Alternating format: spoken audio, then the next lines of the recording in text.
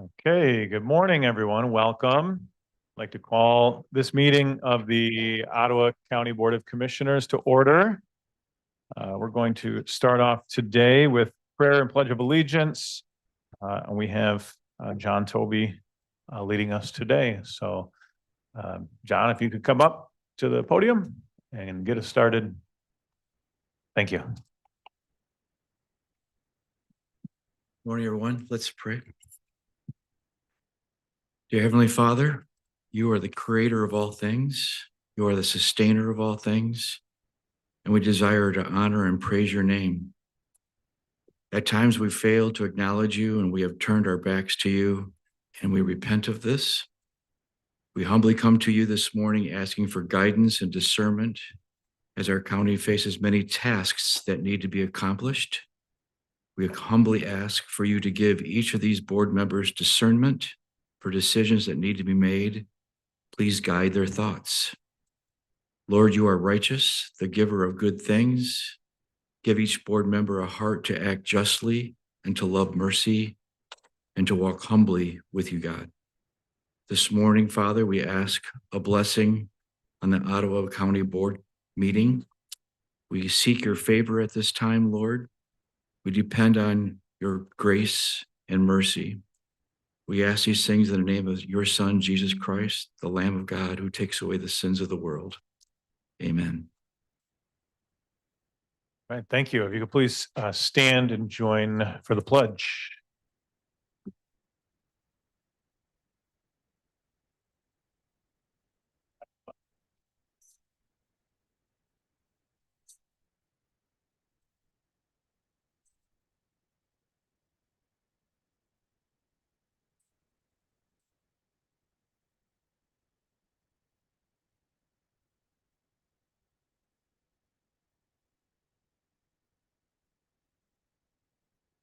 Right. Will the clerk please call the roll? Ms. Cosby? Here. Mrs. Ebel? Here. Mr. Zylstra? Here. Mr. Bonema?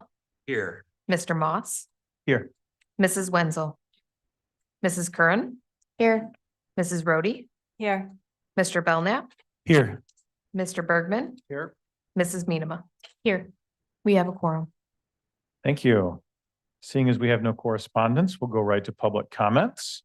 This is an opportunity for members of the public to come forward and have 3 minutes to speak to the board. So if you could please address your comments to the chair, make sure to remember to introduce yourself and your jurisdiction. That'd be great. Do we have anybody signed up? Yes, we do. We Okay, have great. 8. Cindy Mushrow from Spring Lake Township.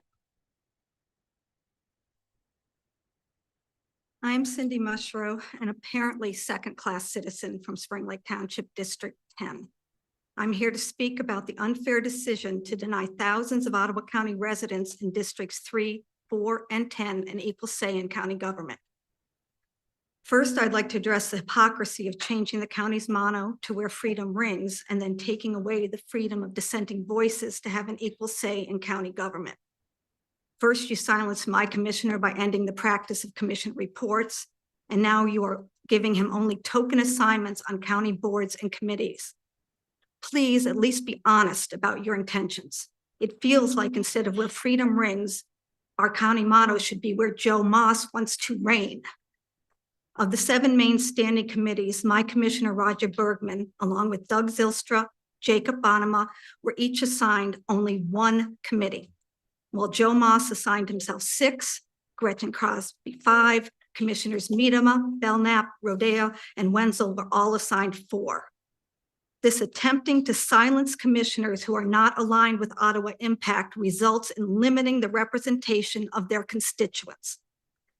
It is the opposite of letting freedom ring. It is the blatant oppression of dissenting voices.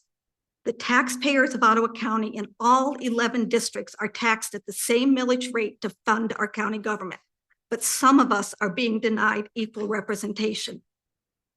I have seen on social media OI supporters claiming this is just a return to the normal pre-2023 practice of the chairman making committee assignments.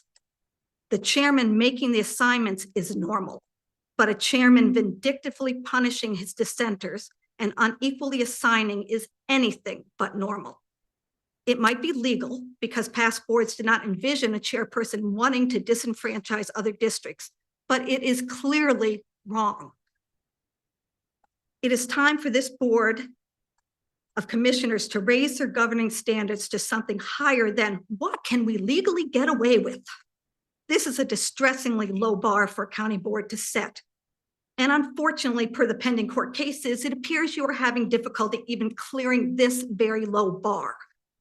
It is time to raise the bar and set the standard of this board to doing what is right for Ottawa County and all the citizens who reside here. Give us equal representation. Thank you. Thank you. Number 2, Marla Walters, Holland Township. Good morning. Recently, I expressed some concerns about committee assignments, and I appreciate Chair Moss's response, but I still have some questions. You mentioned that assignments are based on things like merit and trust, to name a couple. Great criteria if followed without bias. Merit shouldn't be subjective. It should be measurable and earned through experience, hard work, and commitment. I can think of a couple commissioners who have years of proven experience serving in local government. Their insight on committees should be welcomed. Objectively, they have merited much more than one standing committee each. Meanwhile, less experienced commissioners are granted 4 or 5 assignments each. So what is the basis of your criteria? Is it that you trust certain commissioners to vote a certain way instead of voicing real concerns from their constituents? When I look at the makeup of the all-important Finance Committee, I don't see representation for some of the values that many of us hold dear, such as ensuring funding for food insecurity and valuing all residents equally. Those of us in District 3, 10, and my District 4 deserve to have our voices represented as much as those in other districts. Thank you. Thank you. Number 3, Dan Zimmer, Port Sheldon Township. Morning, Dan Zimmer, Port Sheldon Township. Chairman Moss. Gerrymandering, the manipulation of an electoral constituency's boundaries so as to favor one party or class. Overt gerrymandering is more visible and recognizable when demonstrated on a map. Boundary lines drawn with the intent of redistricting, creating an advantage to political outcome. Subtle gerrymandering can occur when political outcome is achieved by redistricting commissioner roles and responsibilities in committee function and participation, to omit specific voices from being heard by exclusion, to create a situational dynamic of imbalance by giving disproportional representation to select commissioners and by default, the district they are in. I respect Jacob Bonema for his courage to speak up and speak out, and you should also. I respect Doug Zylstra for his attention to detail. I know of at least 2 instances it was his voice that educated the board and corporate counsel on standard operating procedures. I respect Roger Bergman for the wisdom of his years. I think it is safe to say he is too woke for Ottawa Impact with his traditional GOP standards. Then again, I don't think Roger Bergman would be advocating for Christina Caramo as Michigan GOP party chairperson. Maybe it has not sunk in yet, Joe, but where you go, controversy, turmoil, and debris field follow. Joe, you can appoint, you can fill seats on committees, you can construct your echo chamber with bobble-headed yes nodders, but unfortunately, Joe, that is not leadership, that is cowardice. Taking the 35 committee and commission assignments and dividing by 11 commissioners indicates a baseline of 3. Moss with 12 indicates 300% over baseline. Belknap with 11, 260% over baseline. With 2 each, Bonema and Zylstra are at 30% under baseline. Please show respect for your fellow commissioners. In addition, the constituents they represent, and restore equal participation and equal representation. Thank you. Number 4, Sheila Detloff, Holland Township.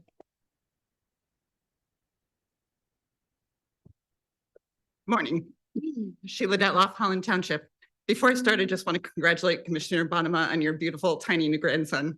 I'll be praying for him and for your daughter until they're safely home from the hospital. Okay, about this motion to add a 4th commissioner to the Community Mental Health Board. I know there's a primary consumer seat open on the board, but I'll assume you're trying to grab a general public seat that is opening up. So I spent my snow day yesterday doing a little research. Thanks to the county website, it was pretty easy to find. It looks like historically there was a point when 4 commissioners were on that board. Why so many? I don't know, but fortunately, humans are smart. We don't continue to do things in a certain way just because that's how they've always been done, or we would never make any progress. In fact, if that were the case, none of the women here would even be on this board.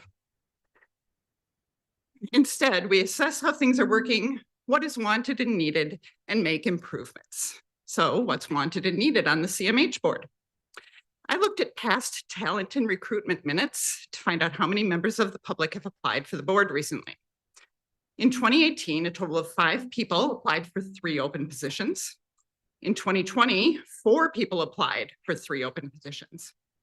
In October 2022, 3 people applied for just 1 position, plus an additional 4 people applied who were ultimately deemed ineligible.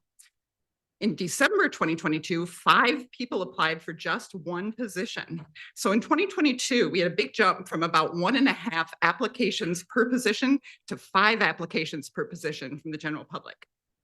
Then in March 2023, 22 people applied for 2 positions. And in September, 14 people applied for a single position. That's more than an 800% increase in public interest and participation since 2018. So I ask, why would you squash that interest? Nobody's saying, you know what we need on community boards? We need more big government, because it sure looks bad that there are more than 30 residents who were willing to serve last year and probably still are, but you decided to kick them in the teeth and put a 4th elected official on the board instead. If I were one of those 30 people, I'd be really angry. I'm not one of those people, and I'm kind of pissed off myself. I also want to once again remind the 3 commissioners who do sit on the CMH board that on December 18th, Barbara Lee Van Horsen offered to sit down with you anytime, anywhere to discuss your concerns about the Momentum Center and how to address them. Have you set up a meeting with her yet? If not, you don't appear to want solutions. It looks like you just want a grandstand. Thank you. Thank you. Number 5, Harvey Nickel, Georgetown Township.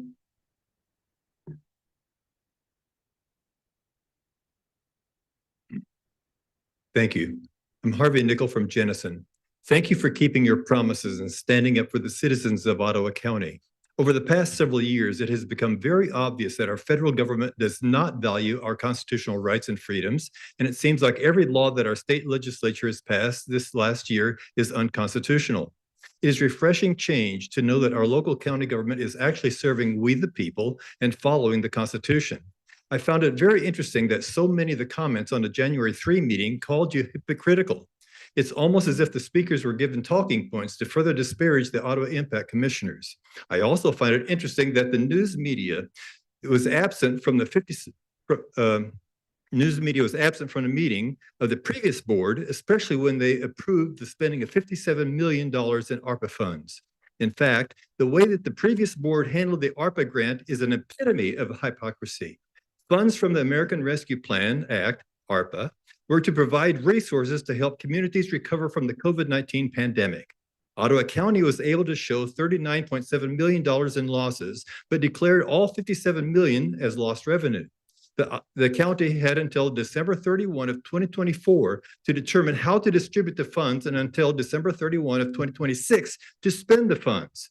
Yet the previous board rushed to spend the money before the new commissioners were sworn in, and it was all gone by November 22 of 2022.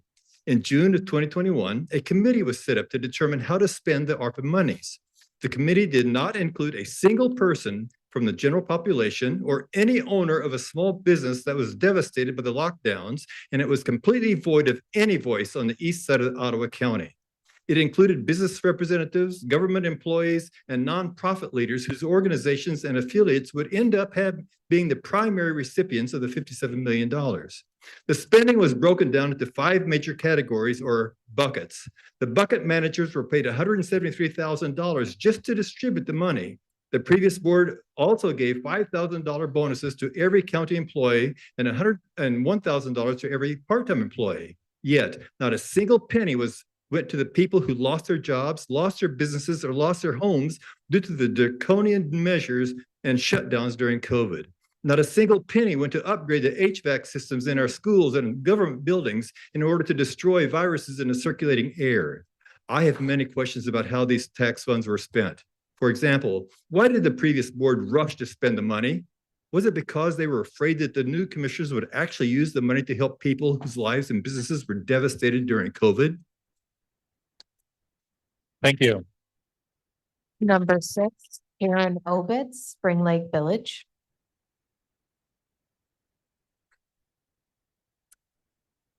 Karen Obitz, Village of Spring Lake, resident of District 10 and constituent of Commissioner Roger Bergman. As of last fall, I'm also an active member of the District 10 community-driven organization called Ottawa North Tri-Cities Action Committee, or OnTrack. Last summer, a group of District 10 residents came together around our desire to nurture community and build a welcoming organization for the common good of our North Ottawa Tri-Cities area. One of the components of OnTrack's mission is to safeguard democratic processes. You might ask what safeguarding democratic processes look like, and by way of an answer, I'd point you to the protest for equal representation on the county board's committees that took place prior to this meeting out in the lobby. This rally was the result of an OnTrack call to action to our membership and beyond to protest the current commissioner assignments that leaves the residents of my district, as well as those who are constituents of Commissioners Zylstra and Bonema, underrepresented on these pivotal committees and boards. Speaking of the various boards and committees on which commissioners are seated, I'd also like to address agenda item 8E with its suggested motion to appoint another commissioner to the County Mental Health Board to fill a vacancy for what I assume cannot be the currently publicized open primary consumer seat. So I suspect it represents a public seat coming open in the near future. I'd like to remind this board, as a prior speaker did, that as recently as March 2023, there were 22 applicants for 2 open public seats on the CMH board. The strength of that pool of applicants was noted publicly both by Commissioner Miedema in her role as chair of the Talent and Recruitment Committee and its interview subcommittee, and by Commissioner Cosby at the March 21, 2023 board meeting, at which the recommendation of the Talent and Recruitment Committee was approved. Commissioner Cosby even called out by name one of those applicants not selected as having presented a particularly compelling case for appointment, and expressed her regret that the board was unable to appoint more than those 2 applicants at that time. Rather than appoint a 4th commissioner to the CMH board, I urge this board to solicit applications from the public to fill this vacancy. I'm confident there are several applicants from that March 2023 pool of applicants who would gladly step up again to fill that vacancy. I assert with equal confidence that no commissioner on this board could bring the same wealth of skills and background in the field of community health as any number of those applicants would be able to do. Finally, I urge the members of this board to recognize the suggested motion pertinent to agenda item 8E as yet another misguided attempt to allow certain commissioners to dominate these boards and committees in the interest of promoting the Ottawa Impact Agenda, rather than out of a commitment to the delivery of vital public services for the common good of the greater community. Thanks. Thank you. Number 7, Monique Hansen, Spring Lake Village. Good morning. I'm here to express my disagreement with the recent standing committee, local board, and commission assignments for 2024. There is a glaring imbalance in the distribution of assignments, particularly affecting Commissioners Bergman, Bonema, and Zylstra. Joe's assignments stifle dissenting voices and limit the diverse perspectives necessary for effective governance. My hope is that changes can be made to restore a more balanced representation for all residents in our county government. I do appreciate the revised agenda, but I am also troubled by the overreach displayed in the reconsideration of contracts previously approved by the Community Mental Health Board. It is concerning that these contracts, which have already undergone due process and received approval from the CMH board, were on this board's agenda when CMH has full legal authority to ratify contracts. Without your permission, Joe. I ask the residents to consider the consequences for the least of these in our community with Joe and Ottawa Impact in charge. Thank you. Thank you. Number 8, Barbara Lee Van Horsen, Grand Haven City. Barbara Lee Van Horsen, City of Grand Haven, and the Momentum Center, where we provide CMH social and recreational programs. We take our direction for this program from our contract with CMH that includes destigmatizing mental illness, addictions, and disabilities by creating a community of social integration, where our diagnoses and our labels are less important than our capacity as human beings to develop empathy and genuine relationships with each other. The model has not only worked, it's exceeded expectations. In addition to heart-wrenching testimonials, we have hard data that clearly demonstrates significantly improved mental health outcomes. Our non-clinical interventions reduce the need for more costly interventions, freeing up capacity at CMH to serve others. In fact, we've created a $4 return on every dollar we receive from the mental health millage. I'm confounded by the fact that a small contingent of people seem intent on destroying the Momentum Center. The last CMH board meeting was brutal. We heard outright lies about our work. People were laughing while members of our community shared their own suicidal ideation. I had a staff member tell me the next morning that she couldn't sleep because she couldn't get the look of hate she saw out of her head. Why? Why would anyone hate our work? Well, we found out it's because of our embrace of diversity, equity, and inclusion, words that somehow have been twisted to mean their exact opposite. Diversity is simply about recognizing that we're different. Equity is simply about trying to make sure everyone has the same opportunities. Inclusion is simply about creating a place where we all belong. None of that is about creating divisiveness or division. We do address racism because many of our members have different races and they know firsthand that racism is not a thing of the past. We support people who are LGBTQ because we know the suicide rate is 8 times higher among that population. We support people who are in recovery from addiction because support leads to success. We have members who are homeless and use our address to receive updates about their disability. We deal with child abuse and neglect, domestic violence, food insecurity, and all other social concerns because if we choose to ignore those realities, we fail to see our members as whole people who must contend with the social realities in which we all move. We've also heard people complain that we receive too much funding. We currently have 270 members in 2 different locations. We receive $24,000 a month from CMH. That means we receive $89.75 per member per month. For less than the cost of a single therapy appointment, we're providing a full calendar of activities, events, and outings, and most importantly, a genuine community in which everyone can experience the health benefits of caring relationships. Thank you.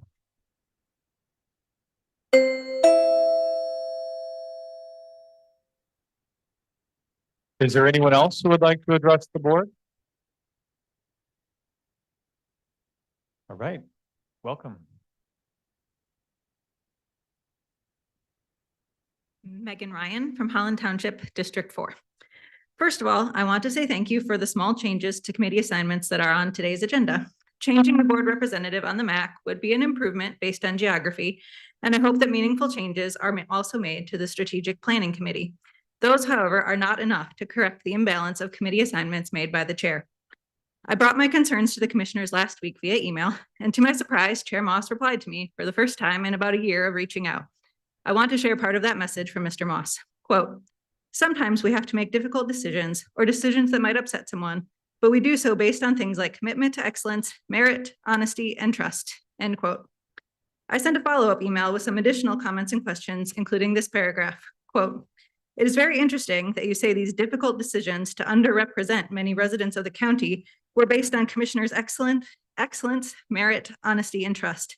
This leads to the conclusion that commissioners with fewer assignments were deemed less honest, less committed to excellence, and less trustworthy. Is that what you meant?" End quote. Since Chair Moss never sent a second reply, I am left with only my conclusions about what he was implying here. It sounds to me like he is saying Commissioners Ebel, Bergman, Zylstra, and Bonema each have only 1 or 2 standing committee assignments, have less merit, and are not very honest. I'm not surprised that he feels this way about Commissioner Bonema from my district, though I disagree with the accusations the Ottawa Impact members have leveled at him at various times. But if the chair considers Commissioners Ebel, Zylstra, and Bergman to be less honest and have less merit, it is only fair to share what he is basing this conclusion on. I think the commissioners and their constituents deserve to know.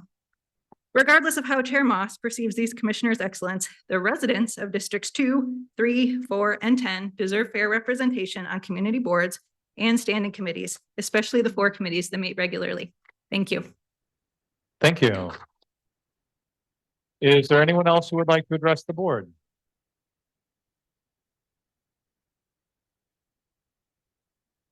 Okay, seeing none, I will look for a motion to approve the agenda. So moved.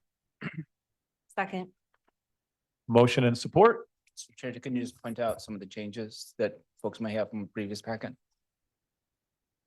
The latest agenda is updated and online, so if anybody Right, I has, mean, but folks may have downloaded this on Saturday and may not have seen those changes. Commissioner Zylstra, the best recommendation I have is to just, if anyone has any questions, look at the current agenda online. Some of the contracts were taken off to be considered at a future point. And so I appreciate that. you're welcome. That's the only Yeah. information I wanted folks to know, that there were changes from Saturday to. Yes, yes. Yes, so any other questions? All in favor of approving the agenda, please say aye. Aye. All opposed? The motion carried. Could I get a motion to approve the consent resolutions, please? So moved. Second. The motion and support. If there are no comments, could we get a roll call vote on this one, please? Of course. Mr. Belknap, Yes. Mrs. Curran. Yes. Ms. Cosby, Yes. Mr. Bonema, Yes. Mrs. Rhodey. Yes. Mr. Zylstra, Yes. Mrs. Wenzel. Yes. Mrs. Medema. Yes. Mrs. Ebel. Yes. Mr. Bergman. Mr. Moss. Yes. Motion passes. Thank you. Moving on to 8A, we have fiscal services budget software contract. Suggested motion is to approve the contract with OpenGov Incorporated for the purchase of a budgeting and planning software. Can I get a- moved. We have a motion Support. and support. I guess before we continue, we'll go to Administrator Gibbs for any comments. Thank you, Chair Moss. I'm very happy to see this on the agenda and going through. We think that putting this through today will put us in a very good place to be able to use this budgeting software for a very large portion, if not all, of the FY25 budget process. I think this will give us a lot of efficiency improvements and save a lot of hours of staff time. It will also help to improve the presentation of the budget. Fiscal Services does really great work on the budget every year. This will let us move it forward by having things like graphs and charts and visual elements to it. It will allow the commissioners and the directors to be able to look at things without necessarily having to ask Fiscal Services for a very complicated Excel spreadsheet. So it'll really save them some hours as well. So I'm very excited for this to be on the agenda and about the possibilities it will bring us. Thank you. Any questions on this one? Commissioner Zylstra? Right, thank you.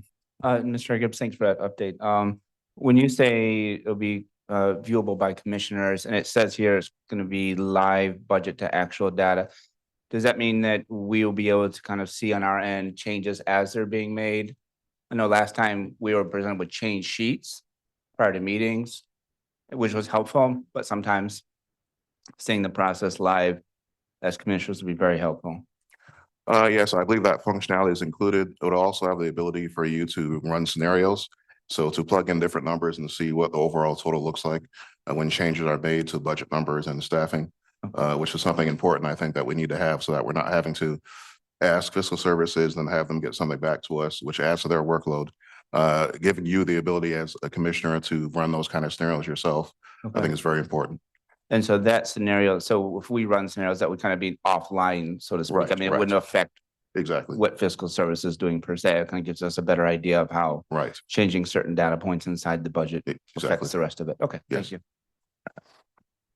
So our, Commissioner Coffey, yeah. so our changes, if we are looking at the budget software and trying to implement changes just to see what that would look like for the budget, will be viewable then to the general public? I don't believe so. I think those are viewable to you. And I believe we're able to export those or print those if we wanted to share it with anyone. But those are for you to be able to look at yourself. I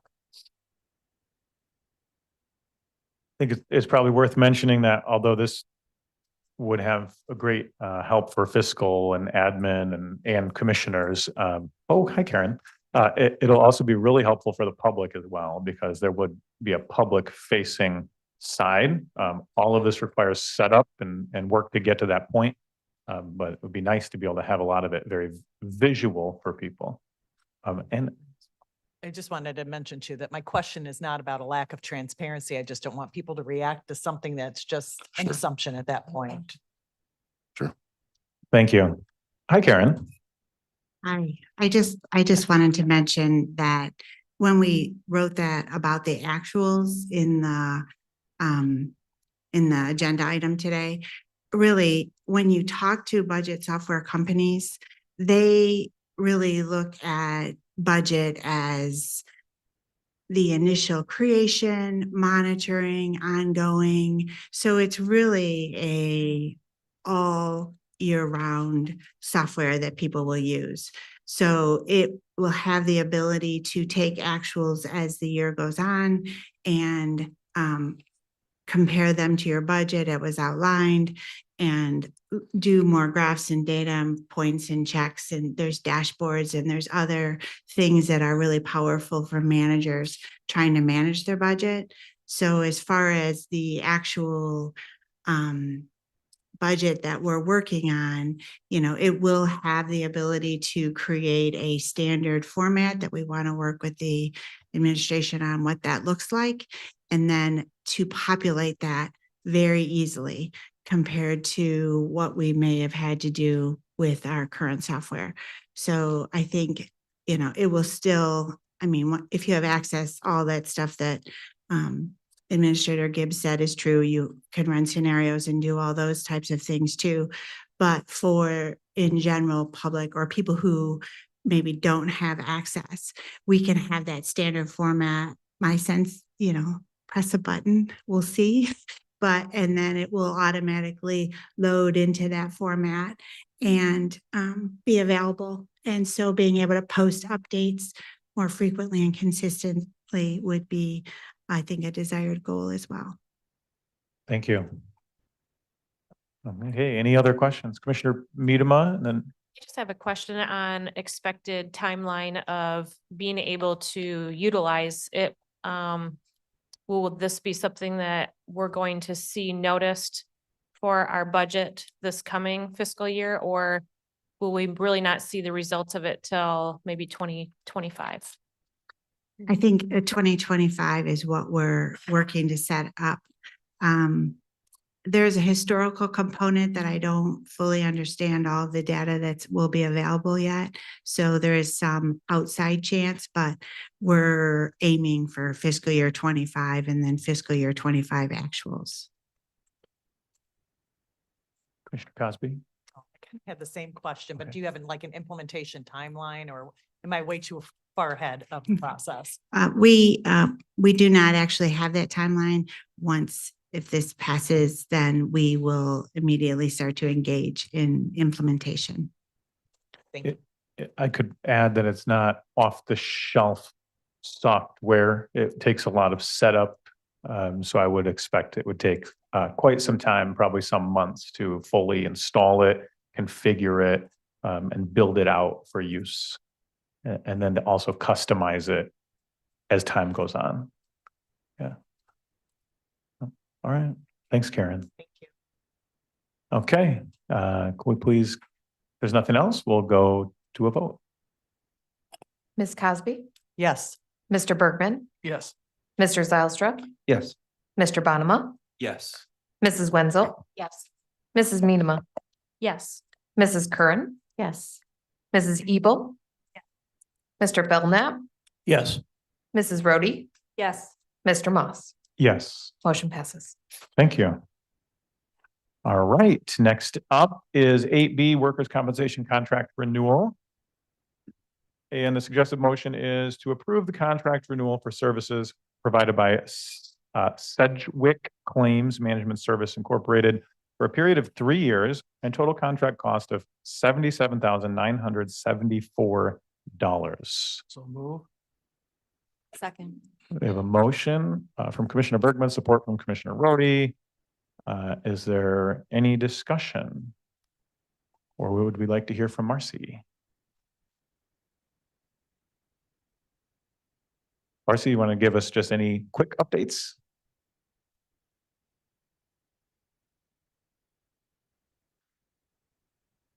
Morning. We've been with Sedgwick, changed names a few times prior to 2006. They manage our claims for us. This is a 3-year contract and we were able to, they offered it to us at 3% each year. And Aaron Rahman, our benefits analyst, was able to negotiate it down to 3% for year 1, 2% for year 2, and 1.5 for year 3. So it's well laid out plan. We work really well with them. They understand our claims because sometimes they're ongoing claims that go on for sometimes years at a time. So. All right, thank you. Well, that's wonderful to hear. Very Okay, reasonable cost too. yes. Okay, if there's nothing else, then we'll go to a vote. Mr. Bonema, Yes. Mrs. Ebel. Mr. Bergman, Yes. Mrs. Minema. Yes. Mrs. Wenzel. Yes. Ms. Cosby, Yes. Mrs. Rhodey. Yes. Mrs. Curran. Yes. Mr. Zylstra, Yes. Mr. Belknap, Yes. and Mr. Moss. Yes. Motion passes. All right, thank you. Next up, 8D, Demolition Services Amendment. Suggested motion is to approve and authorize the board chair and clerk register to sign a first amendment to demolition services contract. Like get that motion, please. Second. All right, we have a motion and support and love to hear any updates or comments on this. Yes, good morning. Thank you for entertaining this first and hopefully the only amendment to this demolition services contract. It is relevant to the Chester Township project that's under the Blight Elimination Program grant. And you'll see in the action request that the amount is 0 because we're simply changing how the money flows. The amount of money we have available from the state remains the same. The 3 projects we're assisting remains the same.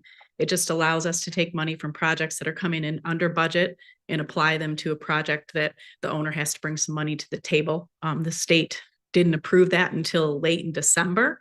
We asked that question multiple times and their guidance at the time was, no, it's got to be specific to the project. And then late December, they said, yes, if you've got money, that is not being utilized on a certain project, you can shift it to another one. So it just changes how that money flows. So happy to answer any questions you might have on that. Does anyone have any questions? Commissioner Just Belknap. a quick one. Thanks, Becky.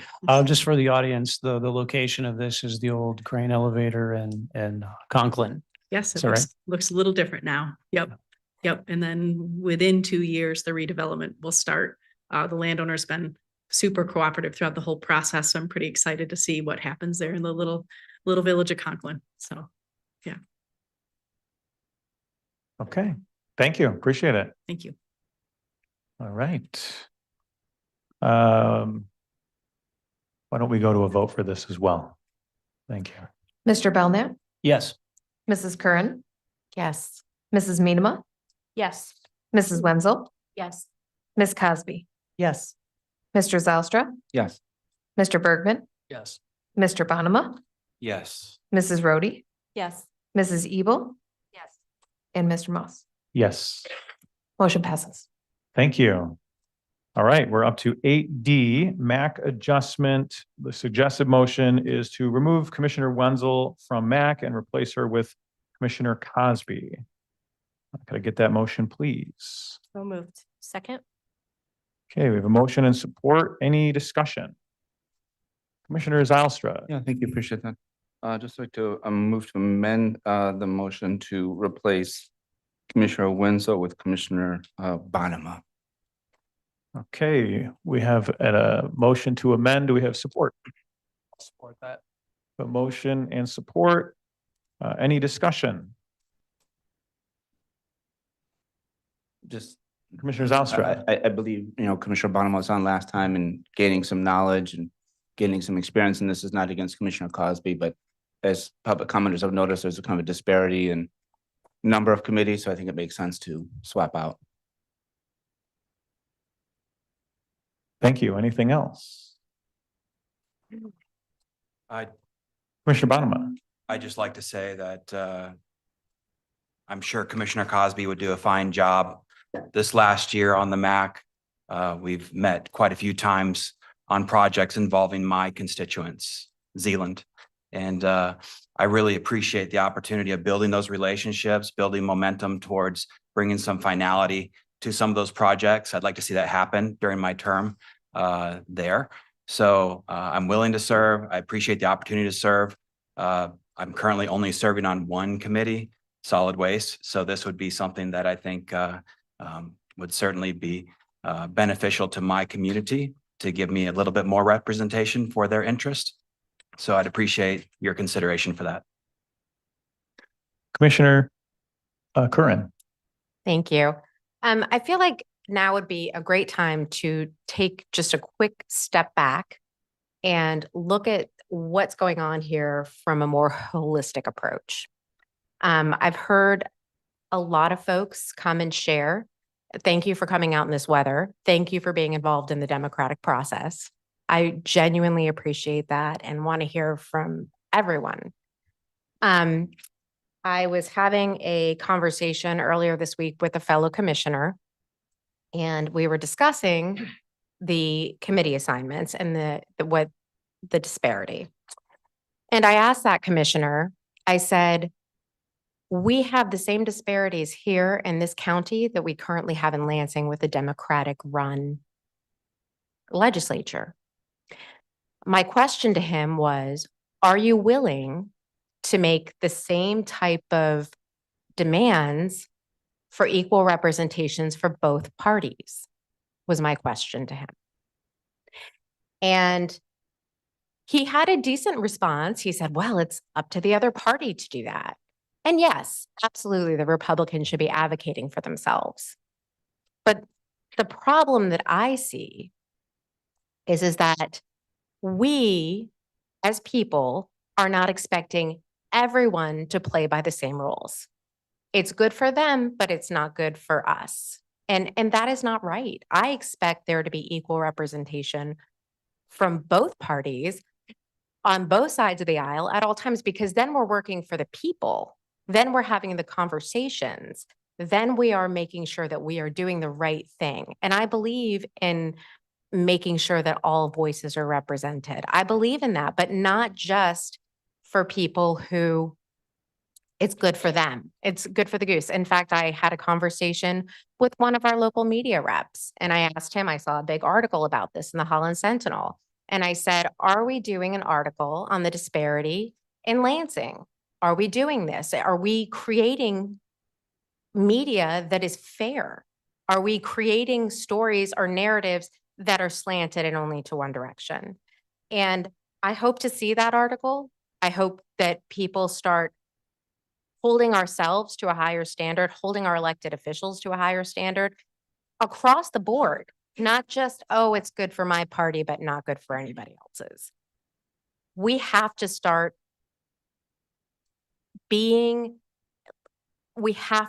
talking together. We have so much more in common than that separates us. And if we continue to look at what separates us and continue to fight, villainize, and hate each other, it's not going to work. We are all Americans. We are all citizens here in the county. It is our job to hear what the other side has to say and to figure out what is the path forward. How can we make this work? That's our jobs. So, thank you. Thank you. Commissioner Zalstra? Right, I appreciate that. So one of the things I've always admired about the way, Commissioner Curran looks at things is she doesn't see them through D versus R. She doesn't see them versus impact versus not impact lenses. So I guess, I just like to look at it the same way. And for me, I think, as some commenters have pointed out, the simple reality is that certain members in certain districts have more representation than others, right? I think there's, a fairly implicit assertion there that, certain commissioners in certain districts have more value on this board than others. I think that's wrong. I think we have the power on this dais to change our world. I understand that, in Lansing and Washington, it may not be perfect, but we have the chance here to make a more perfect world, at least for ourselves and for the residents of Ottawa County. Commissioner Curran. Thank you. Just to let you know, I did look up the committee assignments in Washington, D.C., and I don't know why, but they're the ones that are doing it right. The ones in Lansing, I'll give you a couple of examples. On the House side, elections, the Democrats are at 7, Republicans are at 2. So I looked to the Senate and I'm like, maybe they're going to do it right. Nope. Elections, the Democrats are at 6, Republicans are at 2. Appropriations in the House, Democrats are at 17, Republicans are at 12. In the Senate, Democrats are at 13, Republicans are at 6. And I could go on and on, but I will not belabor the point here. I hope that everyone who is upset with what's going on here, they are equally upset with what's going on in Lansing. Thank you. Anyone else?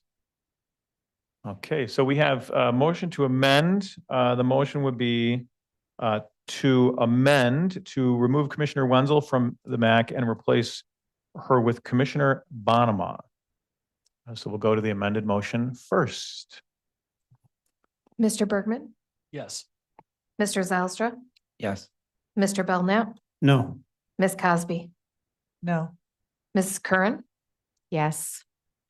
Mrs. Ebel. No. Mrs. Rhodey, No. Mrs. Minema, No. Mr. Bonema, Yes. Mrs. Wenzel, No. Mr. Moss. No. The motion fails. Okay, so we can have additional discussion on the main motion, which is to remove Commissioner Wenzel from the MAC and replace her with Commissioner Cosby. Any additional thoughts? Commissioner Zylstra. I don't know if it necessarily is a motion. There are a number of commissioners in the MAC. I guess Commissioner Ebels, would you be willing to serve on the MAC? Again, trying to address the disparity issue. Again, this is not against you, Commissioner Cosby. It's just trying to address some of the disparity in community assignments. Would you be willing to serve on the MAC? I've already had the conversation with the chair that I would not be able to. Okay, I just wanted to make sure that, that the question was offered up. Yes. Thank you. You did ask me when we had that discussion. Thank you, Commissioner Zylstra. Okay, Commissioner Cosby. Just want to mention on the MAC are several of my township supervisors. So that was why I agreed to do that work. Thank you. Okay, then we'll go to a vote on the main motion to remove Commissioner Wenzel from the MAC and replace her with Commissioner Cosby. Mr. Zylstra, Yes. Mr. Bergman, Yes. Mrs. Ebel, Yes. Mr. Belknap, Yes. Ms. Cosby, Yes. Mrs. Minema, Yes. Mr. Bonema, Yes. Mrs. Rhodey, Yes. Mrs. Curran, Yes. Mrs. Wenzel, Yes. Mr. Moss. Yes. The motion passes. Okay, thank you. We're up to 8E, CMH appointment. The suggested motion is to appoint Commissioner to the Community Mental Health Board to fill a vacancy. And I guess what I would look for is a nomination for a commissioner to fill the seat. I would nominate Commissioner Kendra Wenzel. Okay, so we have one nomination to fill that seat. Is there anyone else? Commissioner Bergman. Nominate Doug Zylstra to fill that position. All right, is there anyone else? Okay, so we have two. As we usually do, why don't we go to? Mr. Chair. Oh, yes. No, I appreciate being nominated by Commissioner Bergman. I guess I'd like to take a step back.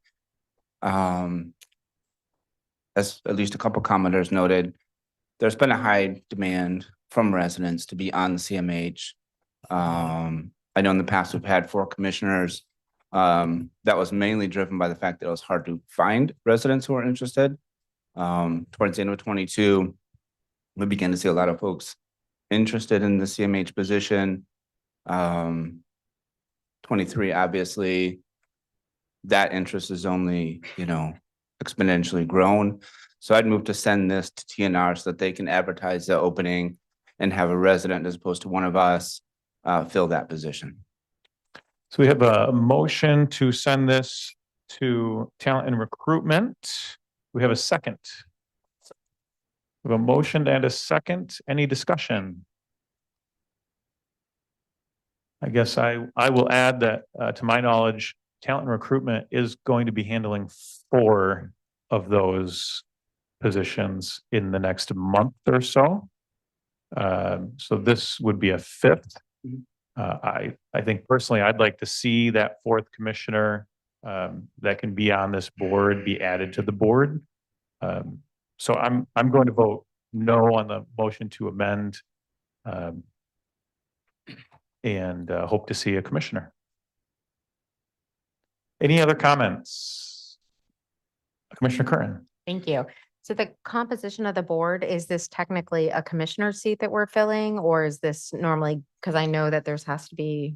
So the CMH board can have up to 4 commissioners by law. And currently there's 3. Okay. Yep.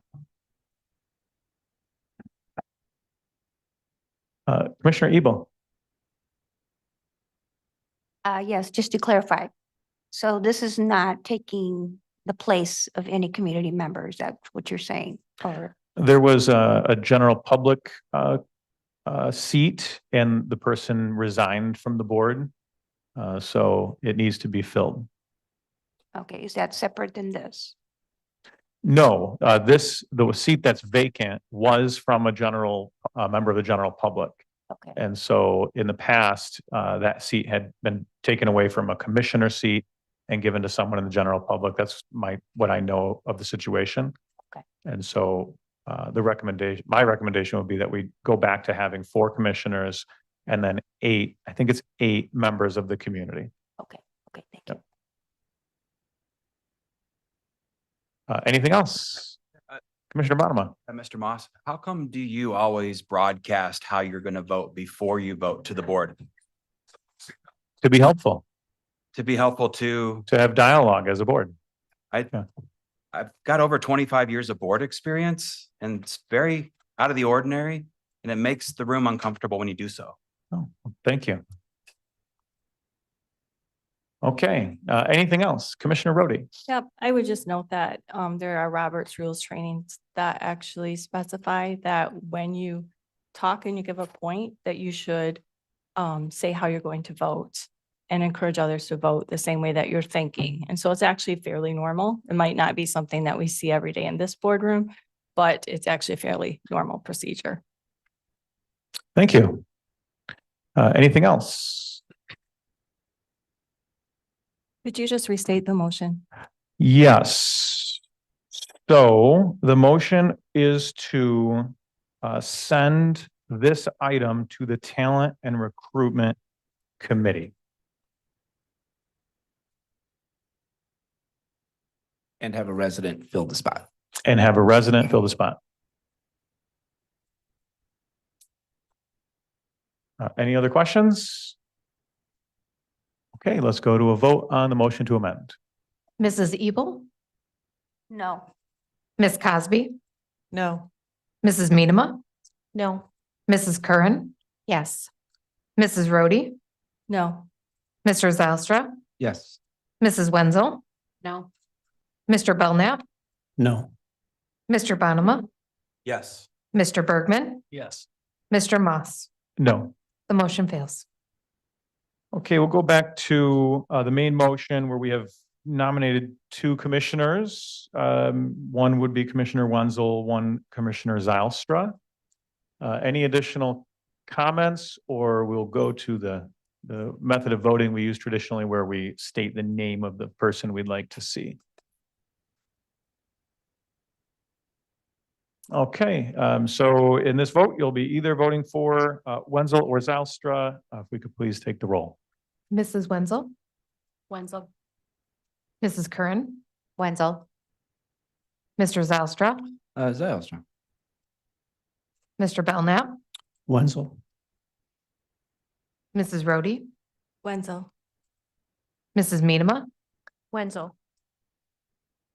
Mrs. Ebel, Wenzel. Mr. Bergman, Zylstra. Mr. Bonema, Zylstra. Ms. Cosby, Kendra Wenzel. and Mr. Moss. Wenzel. Commissioner Wenzel. Okay, thank you. We are up to 8F. Approve Commissioner Bonema's request for outside counsel. The suggested motion is, at his request, I move the board approve the hiring of outside legal counsel, Michael Homier, for Commissioner Bonema for the limited purpose of representing him at the upcoming evidentiary hearing currently scheduled on January 19, 2024 in the Adeline Hambley v. Ottawa County case. Could I get a motion, please? So moved. Second. We have a motion and support. Commissioner Zylstra. Thank you, appreciate that. Just a general question here. Where's the money coming from? Is that from general fund or from insurance authority? I think in general, the plan would be that the insurance authority picks up costs for this kind of thing. Okay. Mhm. So I guess I was confused because last year we were told that this board had no, control or authority or any say whatsoever in what happens on insurance authority. But yet we're being asked to spend an insurance authority money. No, we're not. We're being asked what the motion states. The payment for services would come later, and it will come either out of the general fund, or if the insurance authority board approves payment, then the insurance authority would pick that up. Okay, so, but you just said that it was coming from insurance authority. Very likely that is what I would expect, because that is both normal and expected. So it could be possible that we would be expending out of general fund for this. Oh, absolutely. Yeah. Okay, Yeah. I wasn't make that clear because that wasn't clear the first time. Okay. Yeah, I'm happen to be on the insurance authority board, and I know there was at least a discussion about this. So I mean, in the past, I think it would be pretty normal to have this kind of thing covered by the insurance authority, but the board would just have to Okay, approve it. so I guess a further question, if I may, are we setting some sort of precedent here that we're asking an insurance authority to potentially pick up an item that the general fund may or may not pick up? No, we're just following the processes and policies of the county. Okay, I mean, that's not my understanding of the processes of policy of the county, but I mean, if those are changing, that No, they're not changing. okay. No. It would seem as if they were because, like I said, I mean, we've been told that this board has no control over insurance authority, yet we're being asked to vote on something that will go back to the insurance authority and ask them to spend money on something. Commissioner Zylstra, this motion does not mention the insurance authority. That would be an option at a later date, as the insurance authority does often pay for costs related to legal items. So it would make sense that perhaps it would go to them, and likely they would say yes. So Commissioner Rhodey. Just note that this motion also does not order the insurance authority to pay for this. Right. There's a difference. Yeah. No, Yes. I totally get that. I just want to make sure that, we know where funds are coming from. Funds are coming from the general fund unless otherwise approved. Commissioner Bergman. The challenge I have with this is that in my recognition,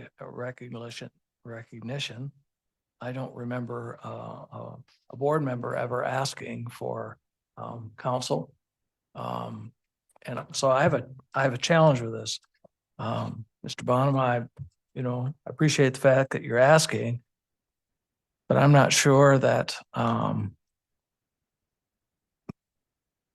yeah, this has not been done before. I'm not sure that it's a necessary expenditure. So I appreciate the fact that you want it, but I'm not sure that.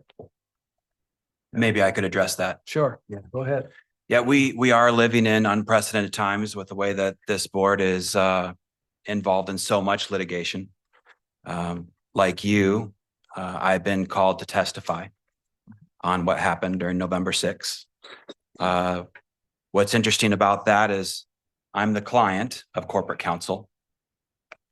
As a client, we have something called privilege in that we can restrict counsel from speaking to others and the media about our interest in what's taken place, during the course of the case. To my knowledge, we as a board never voted to waive our privilege to empower counsel, in this case, David Coleman, to make statements publicly about what's taken place with this case. He has made public statements to the public via media, multiple media sources. Those statements demonstrate to me that there's definitely a conflict of interest in how he's characterizing the facts of what took place on the 6th. And for me, as the client, I need to be confident that my interests are being protected and respected when I go to testify. And if there's a discord or a disjointment between my trust level with my counsel, then I can say there's a conflict there. And that's why I'm asking for this unique situation to be considered, because while I did not choose this counsel, that's being recommended to me by counsel. They're from Foster Swift. They appear, I've never met with them, never talked to them. They appear to be competent. They appear to have a good grasp of municipal law. I appreciate that. And I think I could work with them. I'm willing to work with them to protect my interests. So it is a unique scenario. And that's why I asked for it. All right. Thank you. Thank you, Commissioner Bonham. Commissioner Rhodey. I just want to state that I am rather conflicted on this because I do think it is, quite unusual. Perhaps that this is being requested. I also think that it's interesting to hear that there's concern about interest being protected and respected when there was violations of the privacy of a closed session. And so I just want to put that on the record. Anything additional? Commissioner Cosby. And so what I'm understanding is that the 4 people who were subpoenaed are going to be, all but one would be represented by Common Legal. Correct. We do have Attorney Doug Van Essen available as well. And I believe I was told that's normal operating procedure. But so as an option for you. I have reached out to Mr. Van Essen and have not heard back from him. So there is a county policy that allows a commissioner to make this kind of request. When I heard about it, I asked corporate counsel if they were comfortable, and they said that they were, and so it is kind of a limited type of situation, but it also is probably fairly low cost. Getting ready for a hearing. The hearing's Friday.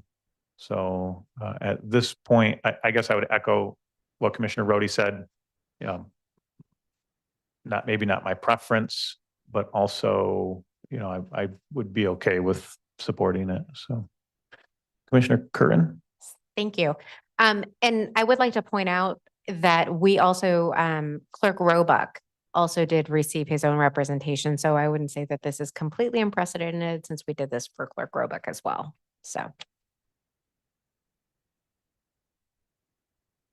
Right. Yeah. Commissioner Miedema. I guess I would state that I think the Commissioner Roebuck one is definitely a different situation. However, also conflicted with this one. I've spent a lot of time processing this one and understanding, I think, different thought perspectives. And I think at this point in time, I will most likely be voting yes, but with, I guess, just some great pause in there. Okay, anybody else? Commissioner Rhodey? I would just state that the only reason that I will vote yes is because it's coming at the recommendation of corporate counsel. Otherwise, I would be voting no on this. I do think it is different than Clerk Roebuck.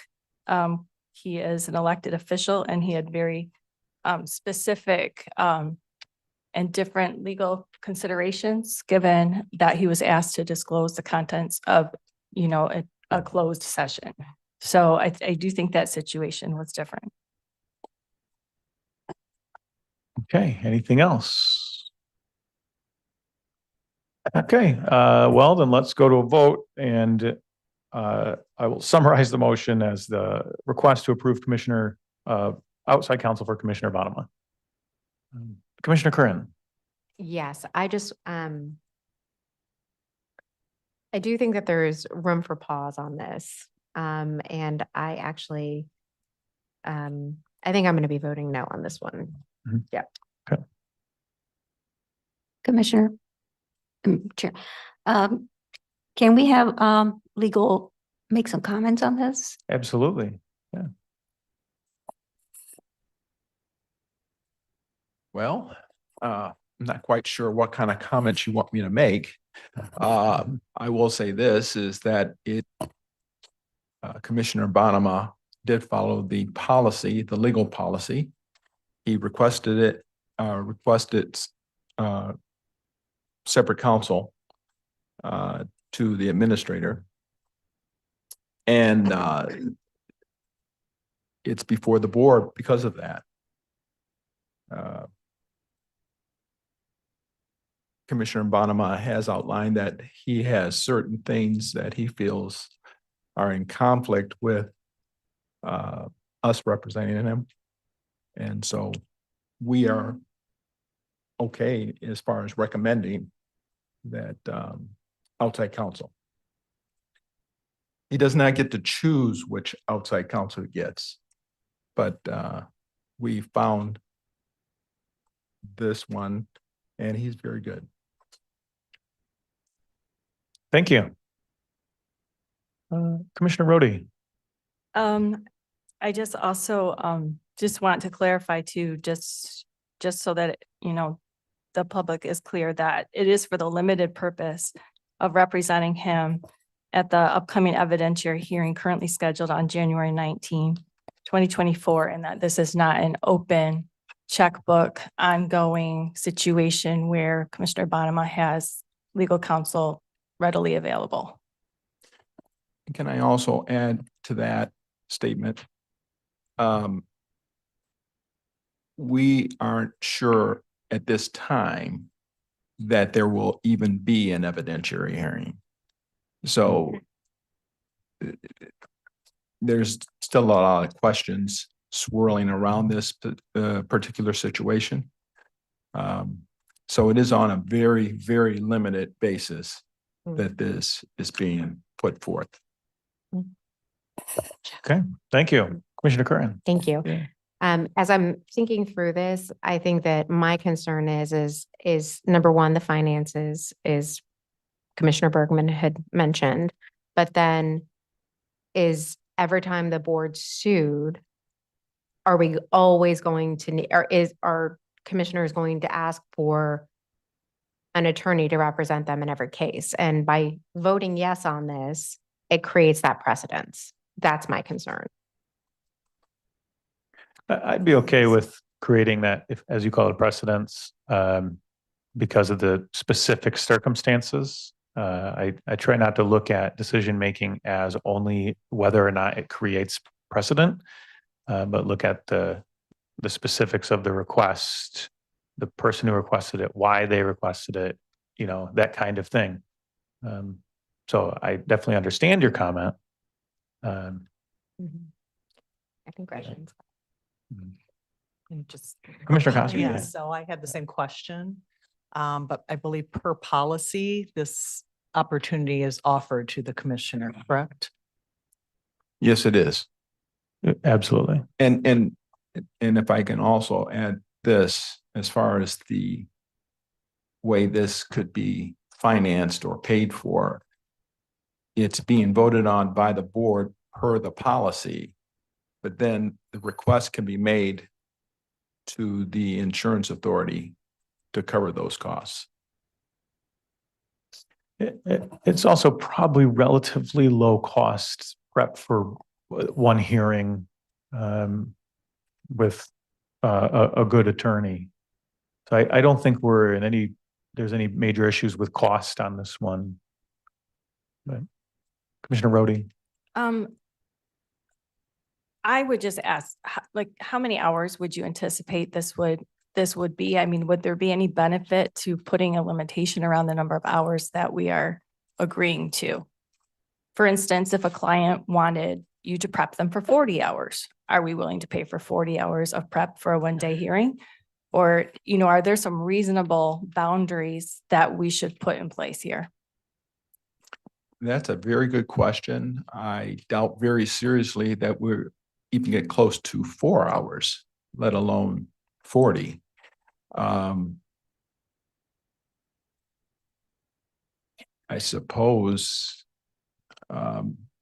again, I don't know how long, if we do have an evidentiary hearing, how long that will be, and that attorney will be there for the evidentiary hearing. So I have a hard time giving you a number, a specific number, but it would not doubt very seriously that it would exceed 5 hours. I'm just spitballing because I don't know. I just don't know. And then to advise Commissioner Bonema, that would probably take no more than an hour, if that. And that seems reasonable to me. The caution I would say to putting some sort of time limit on this is we don't know how long this hearing is going to take. And I don't want to be without counsel, 3/4 of the way through the process. So, or have to come back to this board for another request, but no, and we're gonna understand. be very respectful of the time that's involved in this and make sure that it's done efficiently. Anything else? Any other comments, questions?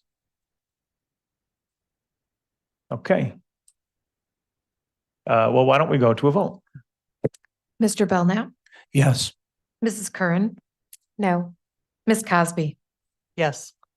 Mr. Bonema, Yes. Mrs. Rhodey, Yes. Mr. Zylstra, Yes. Mrs. Wenzel, Yes. Mrs. Medema, Yes. Mrs. Ebel. Yes. Mr. Bergman, Yes. Mr. Moss, Yes. motion passes. Okay, thank you. We're now on to 8G, County Policies Policy. The suggested motion is to approve and advance to a second reading before the full Board of Commissioners, the revised county policies for review and comment. So move. Second. A motion and support. Any comments? Commissioner Zylstra? Yeah, thank you. Appreciate that. Councilor Jordan, if we can get a quick update on just the move from 2/3 to a majority. I mean, to me, the 2/3 makes sense if we're going to suspend a policy. I understand there may be, legal, obstacles to that, but if you can kind of talk about that real quick. We didn't find any legal obstacles to such a legal obstacle to maintaining that 2/3? 2/3 majority. That's not how it should read. It should But just read that's my question. a I mean, majority. is there an obstacle to maintaining current policy 2/3? It should read a majority. It should read a majority. Okay. I just want to be clear on that because, like I said, I think 2/3 makes sense just from, taking the drastic action of suspending in the operational board policy. But if that's not in line with state law, you know, it is what it is, A I guess. majority. All right. Any other comments? I ju- Commissioner Rhodey? Yeah, I guess just to restate that, by statute, it is majority. Our votes are to be by majority. Yep, and board rules and yeah. There's not really much other change in this one, I think, except the number of years that the county policy is reviewed. Right. Yes, that is correct. Instead of 2 years, it would be at least 4 years. But, and I want to emphasize this, is that at any time, you could bring a policy and have it worked on or looked at and reviewed. Great. Commissioner Cosby. I think the rationale behind it is that the term for county commissioner now will be 4 years, correct? So That is follow correct. the term of the That is commissioner. correct. And I think it's a very easy edit and change. Okay, if there's nothing else, then we'll go to Commissioner Belknap. Just a question, as far as procedurally, stating that this is a, reading. This doesn't mean we literally read this line for line at this meeting. This is just to let the public be aware that here's an opportunity. We're reviewing this policy and there's, you know, a comment period before we take a final action at our next board meeting. Okay, any last comments? Okay, that motion was to approve and advance this policy for a second reading. So if we could go to the clerk for a vote. Ms. Cosby, Yes. Mr. Bergman, Yes. Mr. Zylstra, Yes. Mr. Bonema, Yes. Mrs. Wenzel, Yes. Mrs. Minema, Yes. Mrs. Curran, Yes. Mrs. Ebel, Mr. Belknap, Yes. Mrs. Rhodey, Yes. Mr. Moss. Yes. The motion passes. Okay, that brings us up to number 9, committee reports. So 9A, first up, the 58th District Court 2023 Annual Report. We have the Honorable Greg Bunce with us here today. Good morning. Welcome. Morning. Thank you. First comment, what a beautiful drive in this morning. I know it was slippery out there, but the trees were just gorgeous. So it's nice driving into the county this way. Again, my name is Craig Bunce. I serve as the district court judge up in Grand Haven. I hail from Zeeland Township, so I get to drive over the entire county every day. It's kind of fun too. On behalf of Judge Canal, Judge Mulder, and Judge Bocanegra, and 85 of our staff members, I want to thank you all for allowing me the opportunity to present our annual report to you. Just a little bit of a caveat, our annual report date got moved up this year a little bit. And so some of these numbers are projections, little estimates, but they'll be corrected as we get the hard data back in. I'd also like to publicly thank Lori Catalino, our district court administrator. She's sitting in the back of the room and I think she'd prefer to stay there, but if you want to speak with her, she's always available. And our Alma Valenzuela, our director of probation and community corrections. She's also in the back of the room if you have any additional questions. And I'd just like to publicly thank them for their time and effort in putting the annual report together. And I trust that all of you have either had time or will take time to read through the report to have a fuller understanding of what the district court does for our community. I noticed that there's no time for me here, and I must tell you, when a lawyer gets to a mic and there's no time limit, that could be a problem. It's even better for a judge. Even better for a judge. But I will stick to my notes here to try to keep it under control. As you can see from last year, the district court operated on a budget of about $7,127,000. However, it's one of the departments or branches of government actually that actually does receive revenue through its fines and costs. And we had $5.75 million in revenue collected over 2023. Over the past 5 years, I was looking at, we range from about an 84 to 96% collection rate on the fines and courts and assessments, costs and assessments that we order to the litigants. I will say this as a side note, there is a movement abroad at the state level to make sure, or to try to change that funding level so that the district court doesn't have to be in essence a tax collector, but rather a court. That legislation has not reached the desks of vote yet, but that's in the works as we speak. Both general and civil summary proceedings, landlord and tenant cases realized an increase from 2022 to 23. And I'm curious to see where those numbers will go, specifically with the summary proceedings with the large amount of apartment complexes that are being built across Ottawa County for the housing needs that Ottawa County residents have.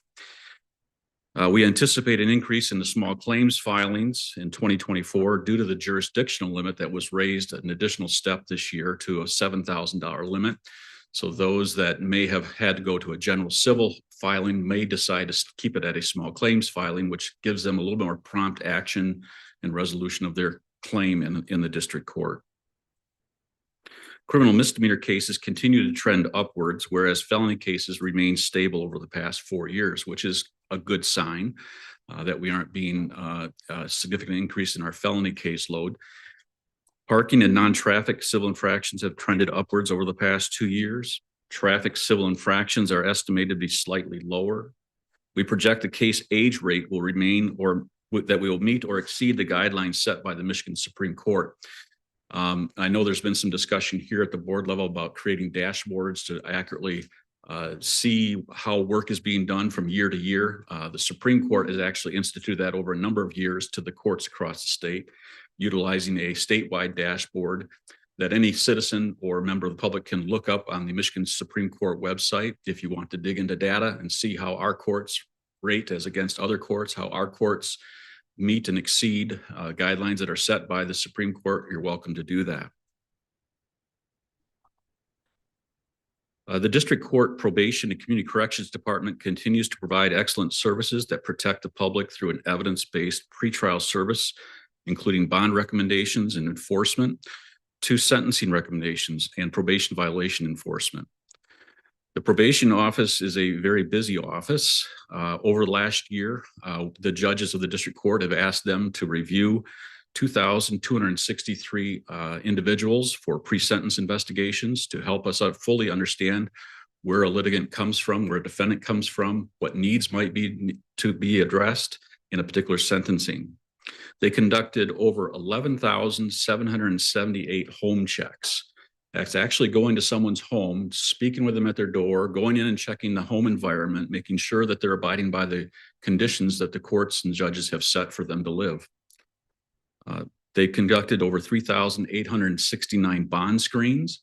So a bond screen is utilized by a judge to make a decision of whether someone is safe to be let back out in the community while their case is still pending. And we do rely on those screens significantly, though the judge does have the ability and discretion to use and set what bonds they determine to be appropriate. This number is always staggering to me when I look at it. 33,046 specimens were collected for drug tests. So your district court judges and your probation office is working hard to make sure that people are abiding by those bond conditions when there's an order for no drugs, no alcohol in place. And I think that adds significant safety concerns or issues or control for the public across the board. In addition to these services, the court and probation staff utilize supervision technology such as a CAM, which is an ankle bracelet for detecting alcohol use. And over last year, we utilized that on 234 different individuals with a 70% compliance rate. So that's a good higher rate to see in that regard. We also used an RB unit, which is a little less expensive for defendants who are before us. That's a remote breath unit. It's a handheld breath machine they take with them, and we set up scheduled times, usually 3, 4, 5 times throughout the day and evening to prove to the court that they're not consuming alcohol while on bond or on probation. And we saw that we used those in about 211 cases with a 93% compliance rate. Those two monitors, by the way, are paid for generally by the defendant themselves. We do have some funding that we receive from the agencies that provide us with that equipment that we're able to utilize for those that are unable to afford those monitoring devices, but for the most part, the litigants pay for those devices. Global Positioning System, a GPS unit, another ankle bracelet, is utilized largely in domestic violence type cases where you just need to try to keep the parties apart.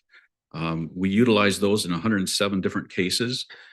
We had a 35% compliance rate. And when you look at that in our report, you might think, then why are you using that device? It's not a very good rate. We set a 2-mile radius with a GPS unit. And you can about imagine if you're in the city of Grand Haven, or if you're in the city of Holland, or if you're over in Jenison or Hudsonville, there's a lot of main thoroughfares that run through those locations. And so there will be times where an individual will go in and out of a zone because we set a 2-mile radius, and it actually creates a circular zone on the map of where that device will be alerted to law enforcement should they violate. And they're able to tell whether that's a movement through the zone quickly or something that is actually staying in the zone. And we have protocols set up for when there is time being spent in the zone for law enforcement to address that concern and then notify the judges of that. Some of the actions of the district court, or one of the areas of the district court, I think really does a lot of good work is in our specialty treatment courts. We have 4 dockets of the sobriety treatment court. We have a docket in Grand Haven, 2 dockets in Holland, and a docket over in Hudsonville. So our citizens have access to a treatment modality that I think is really proven to be effective in helping those with addiction or abusive behaviors towards alcohol. Our sobriety treatment courts do focus on operating while intoxicated second offense level cases. So those are charges where an individual could go to jail for up to 1 year. And it provides a significant hammer, if you will. If someone doesn't want to comply, they face potentially up to 1 year in jail if they don't want to comply with the conditions of this treatment court. We also have 1 mental health court docket, which is out of our Holland district court. And they focus on individuals that have serious mental health, serious emotional disturbance, or developmental disability, which significantly impacts their ability to function independently. Our specialty courts set aside more time for team members, including judges, prosecutors, defenders, probation agents, law enforcement, counselors, and mental health providers to come alongside participants to always encourage good behavior and to sanction bad behavior. Each court has helped to slow or stop the revolving door the judicial system sees for those who are willing to work on their addictive and/or mental health concerns. Just a little highlight here: recidivism rate for those that have gone through our sobriety treatment courts in Ottawa County over a 3-year period show that we are at a 3% recidivism rate. The state level is at a 6% recidivism rate, and that's for a reoffense of an alcohol or drug conviction. Wow. So we are, I think, successful in what we're doing in our program. When we look at overall successful completion, because not everybody that enters into a treatment court can actually get to the end of that treatment court term, we set a time frame of 17 months as the minimum amount that somebody can get through a sobriety treatment court in Ottawa County. But we keep them on probation for up to 24 months. And even if they are completed with their sobriety treatment court treatment after 17 months, we still keep them on for the full 24 months of probation. They just are no longer required to come in for the biweekly or monthly reviews with the court. But compared to the state, Ottawa County's sobriety treatment courts have seen an 87% successful completion rate, where the state rate is at 79%. So again, the teams are working hard. And the individuals in the program, I have to tell you, are working hard on themselves and investing a lot of time to try to get over this hump of addiction that they suffer. The director of our district court probation, Alma Valenzuela, is also the director of the Ottawa County Community Corrections Advisory Board. And I serve as the district judge and member on that board.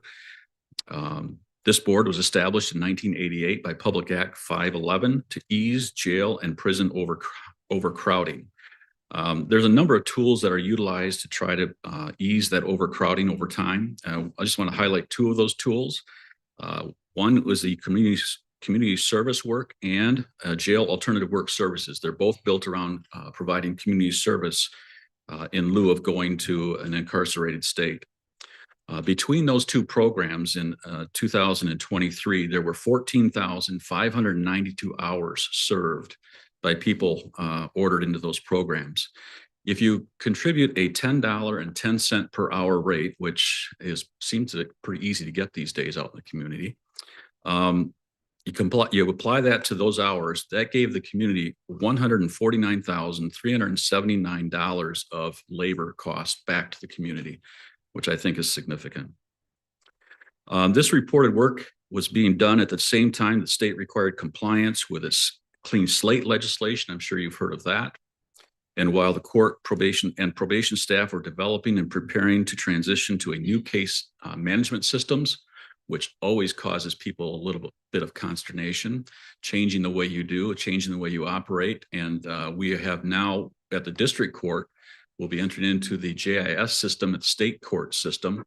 And we're looking at a February date actually to go live. So if you visit the courts in the middle of February and you sense that the clerks have their hair pulled out and they're a little bit stressed, there's a reason for that. Just give them a little bit of grace. But I can't emphasize enough that this work could not be done without the dedication, strong work ethic, and professionalism of our fine staff, and I'm proud to work along their side. I'd be glad to answer any questions that any of you might have. Thank you. Any questions?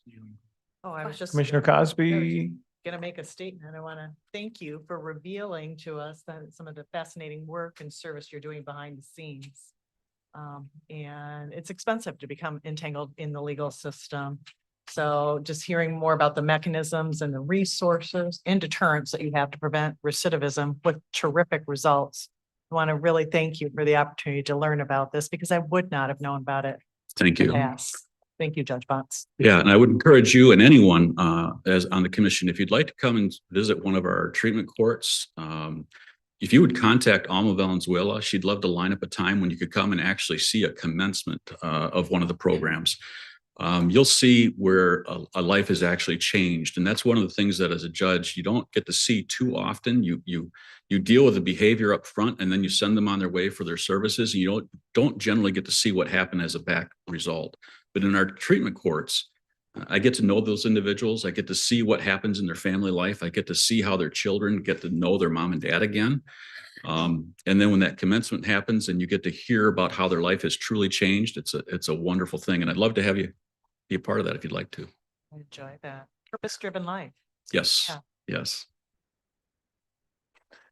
Anyone else? Any other questions? Commissioner? Yeah, it doesn't matter. Okay. Just a quick question. What is the difference between the CSW, the community service work, and then the JAWS? Yes. So the CSW, the community service work, we have an individual in our probation staff that we assign and they send out to different community locations. JAWS is a little bit more formal of a community service program where the individuals have to show up on a given Saturday that's been assigned to them. And they work for a straight 7-hour stint with a bunch of others. And we have a supervisor on site to handle those. So community service work is usually when I impose that on where I want somebody to think about what they did a little bit longer. Sure. JAWS is where I'm tempted to give somebody a jail term, but I realize that it might take their job away from them. And where I'm thinking of whether to give jail or not give jail, JAWS is a great compromise to me to have them give back in a way, but not compromise their family stability. So you might have different populations in the different programs. Yes. Mr. Bonema. Judge, yes. And just thinking about community service in this discussion right here now, I'm thinking about ways that I've seen community service played out in other states, including like Texas and Florida. And I'll commonly see work teams on the side of the road where they're being given the opportunity to use up their community service by picking up litter and helping make their community cleaner. Is that something that's been considered in Ottawa County? What's your position on that? Yeah, so the JAWS program is more in line with that type of community service that you've seen out of Texas. The JAWS program will go into cemeteries and go into public parks and clean them up. And so that work is done through our JAWS program. So is that happening now? You're saying it's because I've never seen a team out there run by our sheriff's department or something working the roadways. So the sheriff's department does a little bit different thing when you're talking about incarcerated individuals going out to do work to try to cut their time on their sentence. That was at one point a program here in Ottawa County. It is not at this time. Do you know the reasoning why it's no longer available? That you would need to talk a little more to the sheriff about. Sure. Thank you. Yep. I think that had to do with expense. Is that correct? I think so. It was a SWAT cruise. It was a SWAT program. Yeah. Yeah, I remember him talking, because we used them extensively in Grand Haven, and I know they were used in other communities as well. There was a cost involved, but it didn't meet the cost of having a deputy with them all day and transportation and all the other expenses. Thank you. Anything else? Commissioner Medema? Morning, Judge Bunce. Thanks for morning. being here. You're welcome. Great presentation, both written, put on by Lori and Elma. Is that correct? They're the Yes. ones that I appreciate that, and as well as your verbal presentation. You spoke quite at length about the domestic violence and the zones. And I guess I just had a question from the ones then that go into that zone. How many of them end up being, do you have any idea, like percentage wise, how many of them end up being a true concern, or are most of them just truly just going through the zone, driving and? I don't have the data for you, and I can try to get that for you as the data of those that have actually violated the no contact order, even with the GPS.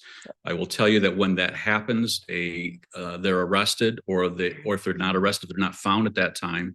The complaint is brought to any one of the judges, and we can issue either a show cause where we order them into court to explain why this happened, and we could then decide to change bond terms.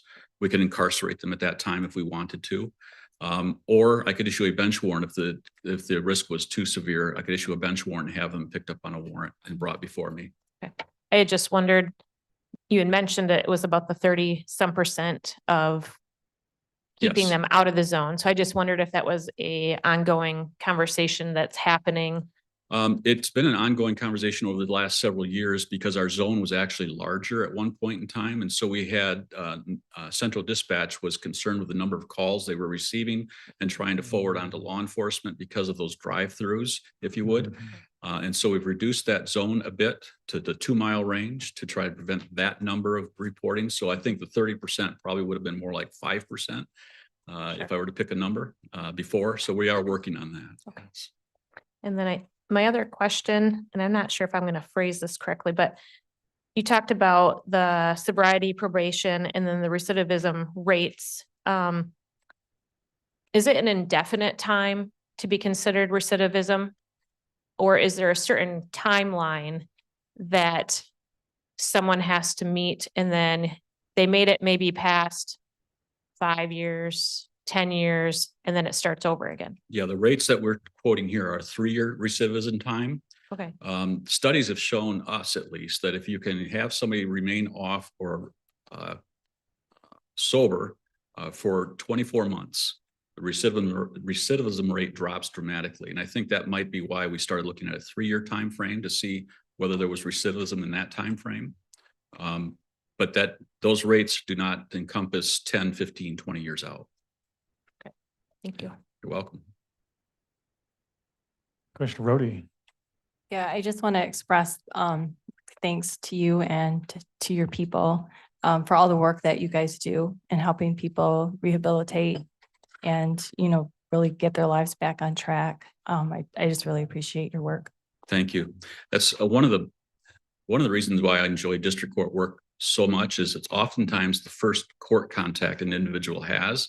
And we have the opportunity at the front end to maybe address some issues early where they won't develop a pattern of that in their lifetime. So it's rewarding. Thank you. Anything else? Just a little bit of quick Dutch bingo. If you're wondering, my wife is Donna. So if you see her name anywhere, you'll see that we go together. So. Well, thank you, Judge Bunce. Really appreciate it. All right. Thank you. Yeah. All right. We will move to 9B, Department of Strategic Impact 2023 Annual Report. And we have Paul Sachs here with us today. Welcome, Paul. Thank you. Good morning, commissioners. Good to see you all. Jordan's pulling up a presentation, and will you advance that for me, Jordan? Thank you. Appreciate that. So you have the narrative of the complete report in your packets. I am not going to go through that page by page or word for word. But I do have a slide deck, and I'll summarize the work that we've been involved in. over the past year. And feel free to advance, Jordan. Thank you. Our office, we are engaged in a variety of supportive services for the county, as you are all aware. And in our office, cross collaboration is incredibly important considering the unique skill sets of all of our staff. The way we try to make things easier to explain what we do, we look to categorize our work into three focus areas, if you will. The first is evaluation, statistics, and research, essentially our data division. Then we have land use, and then economic development division. Looking advance forward, please. We'll go to the data division. Advance again. Thank you, Jordan. One of the primary objectives of the data work is to utilize data to effectively inform decision-making for the county and for leadership and departments and others. And oftentimes our projects will materialize fairly rapidly, where we're asked to engage in some work. And over the past year, one such project was Proposal 2 and the early voting strategic planning that Justin and his team were embarked on. And we provided that supportive services for them, looking at the cost modeling and structure on how to deploy a good strategy for Proposal 2. We're also engaged with the clerk's office now, beginning the process of looking at organizational efficiencies within court records processing, looking at opportunities there to support staff and flow, help to support mental health, make things easier, looking at job turnover opportunities for reduction there. So we look forward to supporting the clerk's office moving forward into 24. Advance, Jordan, please. We are also heavily involved in programmatic evaluations to ensure the cost-effective delivery of services and the reasonable outcomes are accomplished. An example program is Step It Up in partnership with the Parks Department. We've also provided support to the Sheriff's Office, providing data and some output and compilation results for their volunteers in public service program. I'm also supported the Senior Project Fresh program evaluation. Staff provides strategic planning support for the Migrant Mental Health Task Force also. Moving on, next slide. In addition to some internal programmatic evaluations, we're also on occasion asked to support community-based projects. And one such project we've been supporting is through the Community Action House on doing a multi-year evaluation of their food club. It's one of the first of its kind in West Michigan. It's essentially a access opportunity as a grocery store, if you will, that offers affordable access to fresh foods, and there's an opportunity hub there. And that's a fee-for-service based offering that we provide in partnership or contribute and support Community Action House with that work. Moving on. Lastly, in that division, there's a variety of data compilation and analysis that we perform on an as-needed basis when we're requested externally or internally for various data. Staff also maintain county dashboards, a variety of information for quality of life indicators and economic successes across the county. Land use division. The land use planning team has been very heavy into better understanding our groundwater challenges across the county. Over the last year, we got 3 more monitoring wells installed and 3 in collaboration with the Michigan Geologic Survey. This time we have 5 total wells that have been drilled in strategic areas across the county. We anticipate more than doubling that over time. That's allowing us to collect more data on the real geology that we're dealing with in the county. And also there's monitoring, real-time telemetry monitoring systems that go in those wells. So over time and over the years, we're compiling more information, get a better understanding of what's going on with our groundwater. That's again, Jordan. And that work is all done in collaboration and through the support of the Groundwater Board as well. And a big undertaking relative to that effort was a native landscaping demonstration project, which happens here at the Fillmore Complex out front. This is a lead by example initiative. Water savings and more water conscious landscaping is a significant opportunity across the board for this county. And so we're grateful for the support of this board last March approving funding for that demonstration project. On Housing Commission, we also provide administrative support for that commission. Those conversations are steadily intensifying. Administrator Gibbs serves as chair of that commission. We have a very good membership structure, and the challenges with housing we are aware of, and kind of break it down, if you will, into maybe three kind of basic components. What those challenges are: it's access to capital. The cost of capital is tough right now. Access to land that makes sense for housing opportunities. And then there's elements of zoning reform. What more can we do in that space pragmatically to address housing needs across the county? And I look forward to some further action and good steps that we'll take with the Housing Commission moving into 24. Continuous education is also critically important to educate the land use planning officials across the county. So staff collaborated with Michigan State University Extension, has a program called Citizen Planner.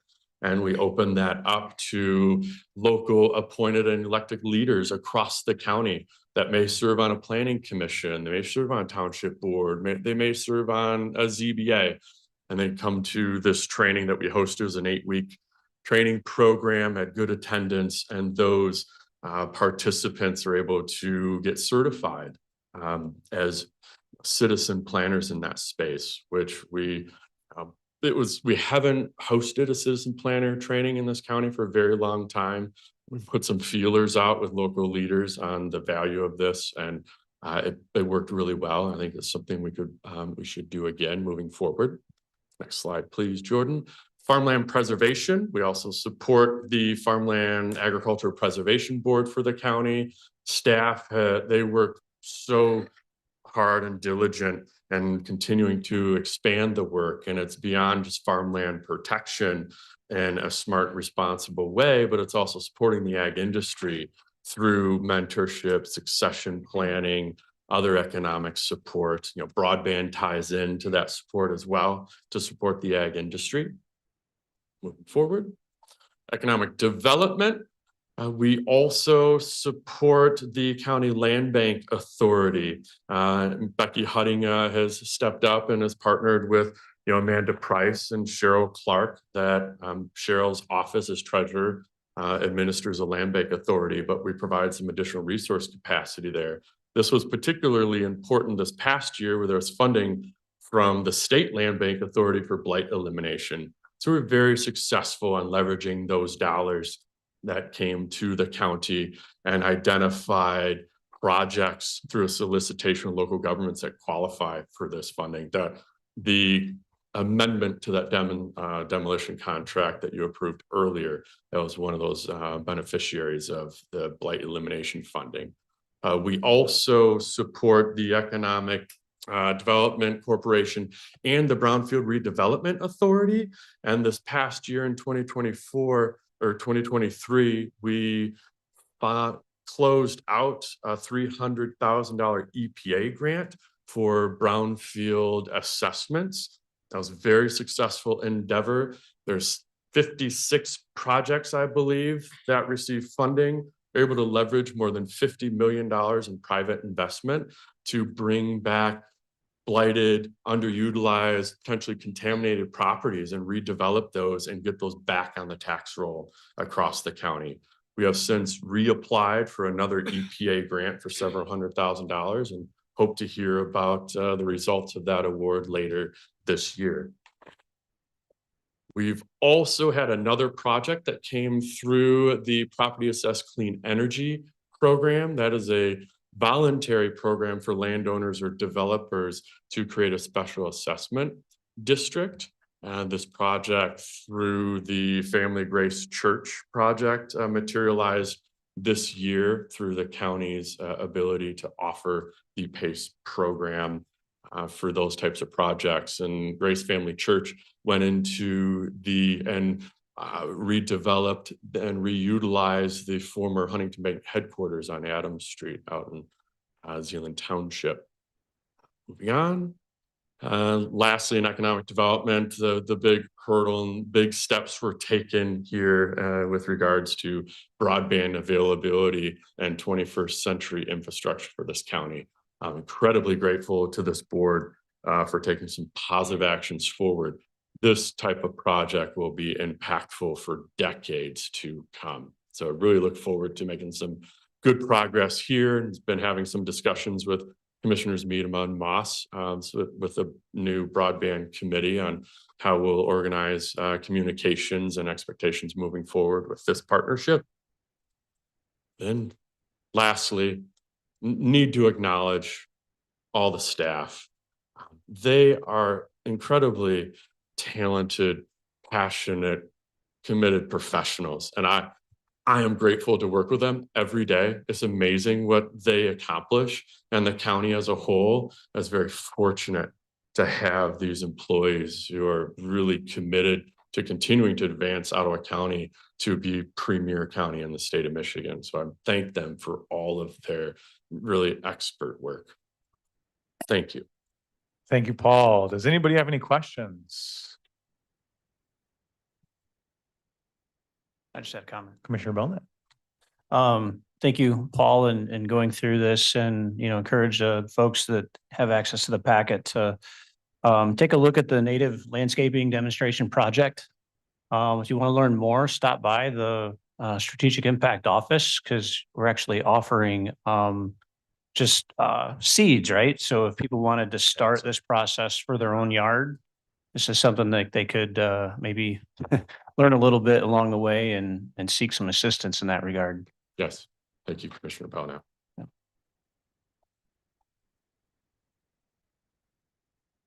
morning. Good morning. Thank you for a very thorough explanation of the work that your team does. Appreciate that. Question for you. How many monitors do we have throughout? I think you said for well monitoring, you added 6 total. How many total do we have? Yes, so we have 10, I believe it's 10 wells installed. I think maybe 6 of those now are active with monitoring equipment. And this network of monitors is being expanded through the state appropriation that we received due to our groundwater challenges. I anticipate with this funding and over time, we'll have maybe 40 monitoring wells, perhaps more, depending on depth and the equipment that we use, kind of will dictate the number that we can put in depending on cost. But it's incredibly important for us to move forward with decision-making on our groundwater by having the right data. And right now we are positioning ourselves as a county to have the most robust understanding of our geologic situation than any other county in the state of Michigan. Excellent. And so how long do you suspect that we'll be collecting data before we go to kind of seeing trends? And are you doing analysis in real time? Analysis ultimately will be done in real time, but it will take several years to build enough data into a system. So we just started to get this stuff online and collecting it. The next phase is to migrate that data into more of an integrated hydrologic model that we can do some scenario planning on there. Like, for instance, what would happen to groundwater levels or other resource impacts if we would put wells or new subdivisions in these types of places? It'll give us a better idea of what may happen in the long term. Those tools currently don't exist. The state funding, I believe we have 2 more, maybe 3 more years to use that. So over those next few years, we'll be continuing to install that network, build the model, and then over time, we'll continuously refine the model with more data, because the more data we put into it, the more refined it will be with its outputs. Wonderful. I continue, and I'm sure the other commissioners do too. We continue to hear about groundwater issues and lack of well pressure, lack of water. So Yes. again, I bring this up repeatedly, but it's like we've got that big lake over to the west of us, and it's like federal resources even to help us tap into that. We've got how many pumping stations going over to the east, Yes. Is there any opportunity for a long-term solution? Knowing that it's costly, that's why I'm pointing to federal. Yep. Yeah, dollars. absolutely. Part of the mitigation strategies invariably will need to look at infrastructure extensions. And that has to be done in a very smart way due to cost, due to looking at how we build out our landscape, needing to protect the agricultural industry while providing supportive housing for workforce and others needs to be all put into the right space. And so it starts to elevate the importance of more collaborative cross-jurisdictional conversations on effective land use planning. And that ties into our groundwater issue. It ties into how we support the agricultural industry. It ties into smart housing, smart infrastructure extensions that can pay for itself in a responsible manner. So moving into the next few years, I intend to continue to have more discussions on collaborative land use planning opportunities and issues like this, that cross-jurisdictional boundaries. It requires folks around the table to talk about opportunities. Make one more statement too. Yeah. So housing, one of the, probably most emergent issues that we have, in the county right now. Would you be willing to come even to the finance committee and discuss kind of current housing, projects that are going on? I just received an email with two that I wasn't aware of per se, a Samaritan project, and I'm trying to remember the other. I'm Yep. kind of in the north there, but I'd like to learn more so I can also address the housing Yes. concerns of my constituents. I'm sure Absolutely. the rest. Yeah. I'll accept the invitation. That would be great. Thank you. Thank I you. will make it. Great. Commissioner Rhodey and then Commissioner Bergman. Yeah, I have one question on the memorandum of understanding with the Grand Rapids Housing Commission. Can you just explain what that entailed? Yes, we found out as a county here pretty much after the fact that the Grand Rapids Housing Commission had expanded their service area into Ottawa County. Prior to that, Grand Rapids Housing Commission, they administer and distribute housing choice vouchers through HUD. Anyone from around the state and around the country can apply for those vouchers through Grand Rapids.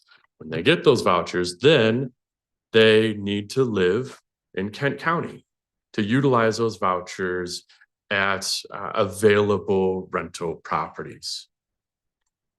The expansion allows Ottawa County residents, for example, to get on the waiting list for those vouchers, access those vouchers, but then not have to relocate to Kent County. They can stay in Ottawa County or move somewhere within Ottawa County to a rental unit, or they can use it for a mortgage unit as well with those vouchers. So the memorandum of understanding itself ensures that there's strong communication between ourselves, my department, Housing Commission, and the Grand Rapids Housing Commission. So we know what's going on with the waiting list. Let's find out what Ottawa County residents are benefiting from the program. Grand Rapids Housing Commission also administers project-based vouchers that helps to subsidize new housing development projects. We need to be more actively engaged in that so we know which kind of vouchers are being distributed to which developers and where are they in Ottawa County. So it ensures that we have that good line of communication. So did it do anything to set some structure around Grand Rapids movement of people into Ottawa County? Because we have limited housing, so I'm just getting a little concerned that maybe then that housing is not available to Ottawa County residents. Is that it all happening. Yeah, and that's part of where our initial reaction to that was, okay, now Kent County people are gonna come into Ottawa and take the space that we already have a housing crisis for our residents. This, at least on paper, gives us a chance to, okay, let's understand who's benefiting from the vouchers, where are they originally from, and where are they going?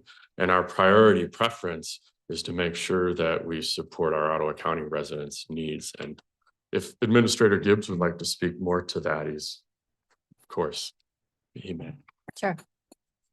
Thanks, Paul. If I may, I think Paul did a good job of explaining the situation. We found out about their decision after the fact, kind of offhand, and we were very, very concerned, to say the least. And so we did call a meeting with them, and the Grand Rapids Housing Commission came over here and we met several times. And the result of that was a memorandum of understanding, which requires them to meet with us regularly, share data on how many people are taking these vouchers and where they're going, so that we can at least have an eye on the impact that it might be having in Ottawa County. We have a lot of our nonprofit stakeholders, such as Good Samaritan, who do really good work in housing the homeless. They're at the table, and they can also speak very well to the impact that this might have. So we're just basically looking at frequent communication and data sharing to make sure that we're aware of what the impact is, and that we need to escalate anything further. For now, the memorandum has been working well in terms of, was it last Housing Commission meeting, we had them come and share some pretty extensive information on where they're at on this. So we're keeping a very close eye on that. Again, this is something that they kind of did unilaterally, and we looked at the different options we might have. I mean, right now we're at this level. We need to go more hardcore, so to speak. That would be a later discussion, but we'll see how things go. Okay, thank you. Commissioner Bergman. A few years back, Paul, we talked about looking at options in terms of recharging the Marshall Aquifer. Where are we with that? Has that come up recently, or are there ideas that have been presented? Yes. Recharging the aquifer has been talked about, and that is one that is fairly complex. Forced recharge of the system is one of the, as we learn about the geologic composition under our feet, say we take a pipe from Lake Michigan and put it to an area of the county and drill a hole and pump water into that aquifer system. And one, there's some concerns there immediately on, is that a direct portal for more contamination? I think the greater issue is the value for the benefit. It's costly to create a pipe, put it into an area of the county to get recharge. But then we have problems with the composition of the geologic makeup itself, where the lateral movement of water in that ground deep bedrock Marshall Aquifer system, it's not like a bathtub or a river that's 100 feet under the ground. So if you put a hose in it, it won't just fill everything up underneath the county. It stays very spatially confined. So forced recharge would not necessarily provide the greatest benefit. There are other opportunities we're looking at potentially for about excess stormwater. Stormwater goes into drains and then goes downstream, right, and goes back out to Lake Michigan. There's opportunities potentially to capture that stormwater, create retention ponds, and allow some natural infiltration into the system. Still hasn't been fully verified that can happen based on kind of these clay layers that are the aquatards that are breaking that infiltration up or preventing it. And it's also, we're dealing with kind of geologic time, if you will, for that natural infiltration. But the opportunity to use stormwater retention, I think, presents itself as a better solution. Granted, there's a myriad of mitigation things we need to deal with here, but this one of retention offers a more viable opportunity than forced recharge, just on cost and opportunity. But some of the discussions we've been having with local legislators and met with some commissioners and a couple, again, local representatives and state senator, talking about some statutory hurdles that we're dealing with. Currently, the opportunity for us to capture excess stormwater and create a retention basin somewhere for recharge, but then also how about for a producer, an agricultural producer that doesn't have access to a good groundwater supply, why can't he reuse that water from the surface to irrigate his crops? We have some legislative barriers that don't allow us to do that. So moving into 2024, I anticipate us being a lot more proactive legislatively.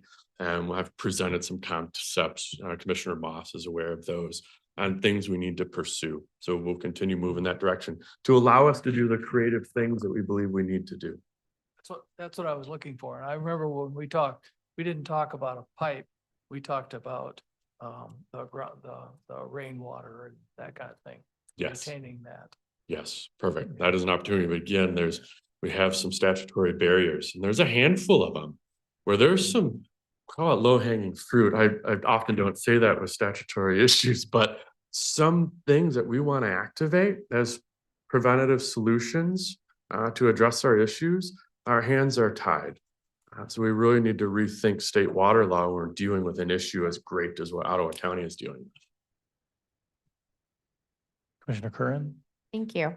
In reference to the Grand Rapids Housing Commission, I know that we have an MOU on file and you all have, with Commissioner Gibbs, have been communicating with them. Have they provided us with any reports that you would be able to share with the commission as far as specific numbers about who is applied, who's using them, what county they're coming from, and who's coming here? And Paul, do we have the presentation they shared at the last Housing Commission meeting? We do, Administrator Gibbs. We can share that with you. great. And what about reporting wise? Have they reported on any numbers in reference to how many people have applied, how many people have fulfilled, and where they're coming from and moving? That presentation does have some of that information at least. Great. If it doesn't have some of those things we want, we can ask them for that. So we'll make sure we get that to you. Great, thank you. Commissioner Bonham? Paul, thank you for coming in front of us with a very well-prepared presentation. I always appreciate your perspective because it's very comprehensive when you answer questions. And that's very informative. We really appreciate the work and time that you put into this for our benefit. My question to you is, when I met with multiple department heads, I would ask them 3 basic questions. I'd ask them first to just brag on their department so I could learn all the positive things that they're up to in Ottawa County and be able to appreciate that with them. Then also to better understand how they've worked with commissioners in the past that was effective, and learn a lot through those conversations. And then I would lead to this question, which is, a simple question of what keeps you awake at night? Is there a way that there's an issue that you're struggling with or working through that we can carry that burden with you? I've heard quite a few different projects. One thing I value about your department, Strategic Impact, is that you have a very broad scope over the county. You work with lots of different departments. You help them perform as efficiently and as strategically as possible. But there's, with your unique point of view and your longevity of years in the county, I think you have a unique perspective on future challenges that we're facing as a county. I'm hearing land use, I'm hearing groundwater. Is it more than that? Is that your focus of what keeps you awake at night? It is looking at Ottawa County as we continue to be a place where people want to be. Then we have these continued challenges. And when you deal with groundwater, you deal with housing and infrastructure and all these common things. And we have 24 local units of government.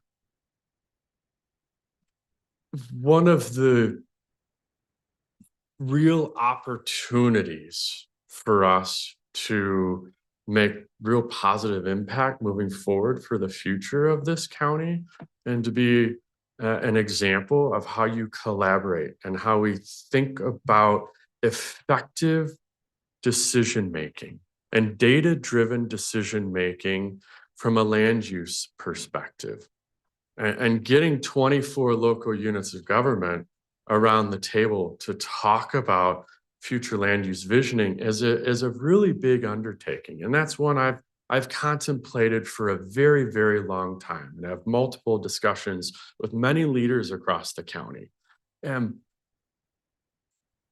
local decisions are best made at that local level. So as a county, how do we best support that decision-making with good data, good information? What's our baseline? What are some sensitivity analyses on what the future could look like for this county from a land planning perspective? And is that what we want to look like? Or do we move back, come around the table and start to make these decisions? And what I really appreciate about what we're able to do in this office with the support of administration and the board is to take those projects, and they are all tied together, right? We can address the housing issue and simultaneously address supporting the ag industry while supporting groundwater. So weaving those conversations together, but it's summing it up now. What keeps me up at night is, how best to get everyone to understand the interconnectedness of our decisions and how merging them all together can really provide a strong path forward for the benefit of everyone. Economically and quality of life can really come together well. When they work together, there's a multiplication effect that happens, and you want to see that take place. I like that. I think we need it. Yeah. Commissioner Rhodey. Yes. Paul, one of the things that I know we have even, gone to with you is looking into potential loss of energy. And so that's one thing that I could almost say keeps me up at night sometimes. I think that, that is a really important core component of our, just general operations of our county. And so just wondering, is that something that your department is looking at investing any more energy into to help us figure out where we're going with that in the future? Yeah, there's so many facets to that question. Energy efficiency opportunities can really help us. It's tough to be in a position or not in a position to say, okay, coal plants stay open, nuclear is a good option, solar on all of our farmland probably doesn't make sense, wind energy probably isn't quite there. But if we look at energy efficiency of our operations, of our buildings, like the PACE program for the county to support that for new development, I think goes a very long way. How about local municipal power? Holland has a great program for on-bill financing for residents. It's statutory allowed, right? Where you can, with the Holland BPW, they can build in on-bill financing for homeowners to install energy efficiency upgrades and water efficiency upgrades in their house, and then have that paid for over time. Holland has that. City of Grand Haven's thinking about it. Consumers Energy has heard me say this. I would love to see Consumers Energy offer on-bill financing to everyone across the county. It's statutorily allowed. There's a big benefit on opening up more opportunities for our residents to become more energy efficient. That not only helps with how much energy we need to use, which makes us rethink about the type of energy we need to generate, and then also cost savings. Pocketbooks are continuously stretched to the limit. So the more that we can pragmatically find solutions to help all of those things that are connected, I think would go a long way. So I'm trying to push that one on bill financing. Let's do a pilot somewhere and try it out and see how it works. But we'll just have to have continued conversations there. Okay, thank you. You're welcome. And I was remiss by not mentioning that issue as well. So there is a citizens consulting group that is really they want to save the Campbell plant. They're very concerned about baseload energy being fossil fuel oriented right now. And the decommissioning of that plant as we're trying to push for more and more EV and households with electric only. Just from a security purpose alone or perspective alone, the citizens are not feeling like that we are in a safe space to do that. I'm going to pass this report that I do have on to you, Paul. I don't think you've received it. So you can kind of get an idea, kind of the organization. And it's an excellent report filled with all kinds of supporting evidence as well, objective data. I want to send your way. And Thank you. Yeah. Yeah, I look forward to reading that. Maybe we can do some problem solving. Good, in and around lots. it. Thank you. Anything else? Thank you, Paul. Really appreciate it. You're welcome. Thank you all very much. Thank you. Okay, next up is item 10, public comment. Do we have a list or no? Nope. Second. All right, well, if you'd like to address the board, please come forward and share your name and jurisdiction. You'll have 3 minutes and address your comments to the chair, please. While I truly appreciate Commissioner Curran speaking in favor of not silencing dissenting voices, the reference to Lansing feels like a deflection. The issue with the party in power, be it currently the Democrats, but historically the Republicans in Lansing making unequal committee assignments, is not the responsibility of this commission to fix. The issue raised was the unequal assignment of 3 of our commissioners, who incidentally are 2 Republicans and 1 Democrat. I was taught as a young child to not try to justify my bad behavior by pointing the finger at someone else's bad behavior. What I would have really appreciated a commissioner saying is that the oppression of dissenting voices and the thousands of citizens they represent is simply wrong. And we in Ottawa County need to do better. Thank you. Thank you. Is there anyone else who would like to address the board?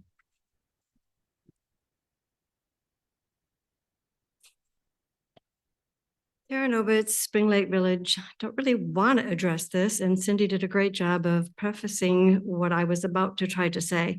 But I would love to speak with Commissioner Curran about what it was that she was using by way of her description of what's happening in Lansing and how that compares to Washington, D.C. in terms of how she's using it as her framework for what's happening here in the county, because I was a little bit confused. But I'd love to have that conversation. And I also endorse fair play wherever we're talking about it. But like the prior speaker just said, I think what we're really talking about is not so much a partisan division of these committee assignments. And number one, we're talking about a county, not a state or a federal legislature, but about the fact that at least in the case of these 3 commissioners who are only seated on 1 committee, that is not fair representation for themselves or their constituents. And the fact that historically, what has normally occurred is that each commissioner had more or less an equal distribution of their seats, whether they were all Republicans or 1 Democrat, or it didn't matter what party they referred to. And just as in Lansing, there was maybe a disparity in which party was represented more on those committees. That's often the case. The majority party gets more than the other. If it was really unfair this year, that's another point. But the real issue here is lack of representation altogether in terms of which committees people are assigned to. And the other framing I'm trying to understand here is, so we're not talking, are we, about the proportion of Ottawa Impact Commissioners on this board getting that same proportion of committee assignments? Because I don't understand that. If historically 2 commissioners at minimum sat on each of those committees, I would like to see that kind of fairness measure used going forward. I know that was confusing because I'm still trying to understand it, but I would welcome more dialogue with Commissioner Curran about that. If I misunderstood your framing, I'm sorry. Thank you. Thank you. Is there anyone else?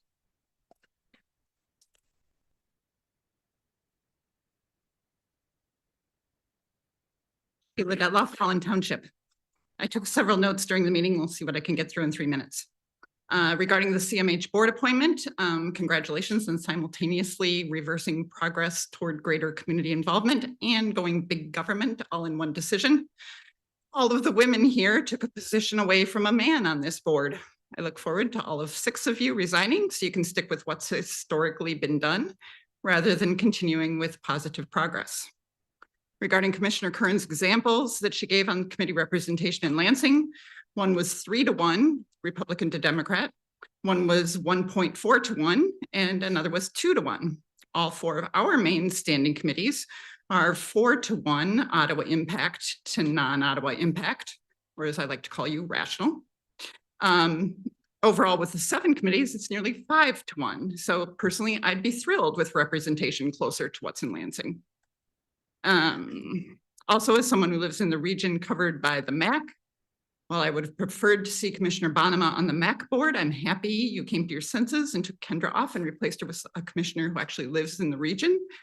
Putting Kendra on that board was one of the more asinine decisions you made. And that's a pretty high bar, frankly. On Commissioner Bonema's council, not one of you asked what the possible ramifications would be if you did not approve outside counsel. This is how you keep getting yourselves into trouble over and over again. You consider how things will serve your agenda, but rarely do you consider the negative effects. At least you avoided that this time. And one last thing, I went through that faster than I thought I would. I had trouble hearing today with several of you, so I just ask that you really speak into your microphones. It was just particularly difficult today for some reason. Thank you. Is there anyone else who would like to address the board?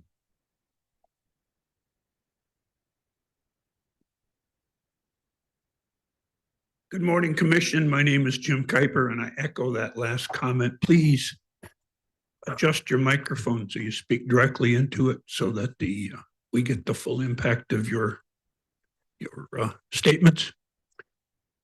There's been a lot of criticism and controversy in some of the comments that we've heard.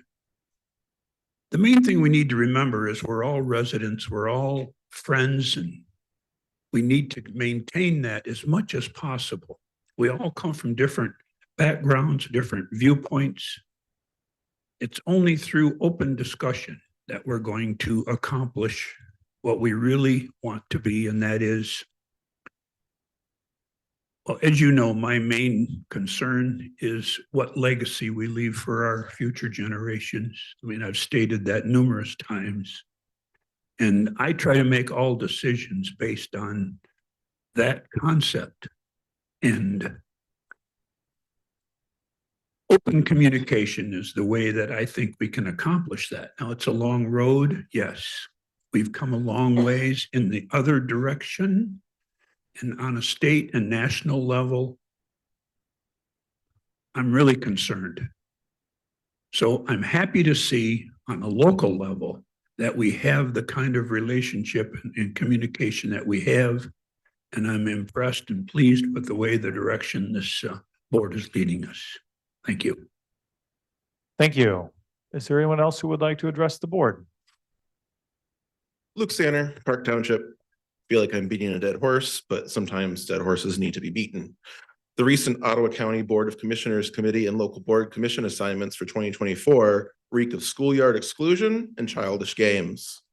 The choice to assign Commissioners Bergman, Bonema, and Zylstra to one standing committee each and a minimal, in a minimal number of local boards and committees is a clear attempt to silence viewpoints that do not align with those of Ottawa Impact in retribution for their not supporting the Ottawa Impact agenda. The number of standing committee assignments that each commissioner received was as follows. Local boards and commissions were even more heavily OI leaning. That didn't change today with the reassignment of the MAC. Joe Moss, 6. Gretchen Cosby, 5. Sylvia Rhodey, 4. Kendra Wenzel, 4. Roger Belknap, 4. Rebecca Curran, 3. Lucy Ebel, 2. That kind of makes sense. Roger Bergman, 1. Jacob Bonema, 1. Doug Zylstra, 1. It makes sense because she's facing a recall and probably has more important things to focus on, Aaron. By heavily favoring a select group of commissioners, most notably himself, Joe Moss has effectively disenfranchised Ottawa County residents up and down the lakeshore. Since Commissioners Bergman, Bonema, and Zylstra work to represent all of their constituents, regardless of their political leanings, not only have those who oppose Ottawa Impact lost representation at the most basic level of our county government, but so have those who support Ottawa Impact. Good job shooting yourselves in the feet. This clearly shows that the goal of our current board majority is not good government for all residents of the county. If good government were the goal, all voices and viewpoints, especially those that oppose the majority, would be given equal representation at the committee level. As a resident of Ottawa County, I demand that committee assignments return to an equal distribution amongst all commissioners and an end to the childish schoolyard games being played by Joe Moss, Gretchen Cosby, Sylvia Rhodey, Allison Miedema, Kendra Wenzel, Roger Belknap, and Lucy Ebel. Shame on you, Joe Moss. Do better. Thank you. Is there anyone else who would like to address the board? Monique Hansen, Spring Lake Village. I am reading for Rebecca Patrick of Allendale. This board is broken and petty. Well, not the whole board, just part of it. Do you think that's harsh? Let's break down the events of the past couple weeks and review the evidence.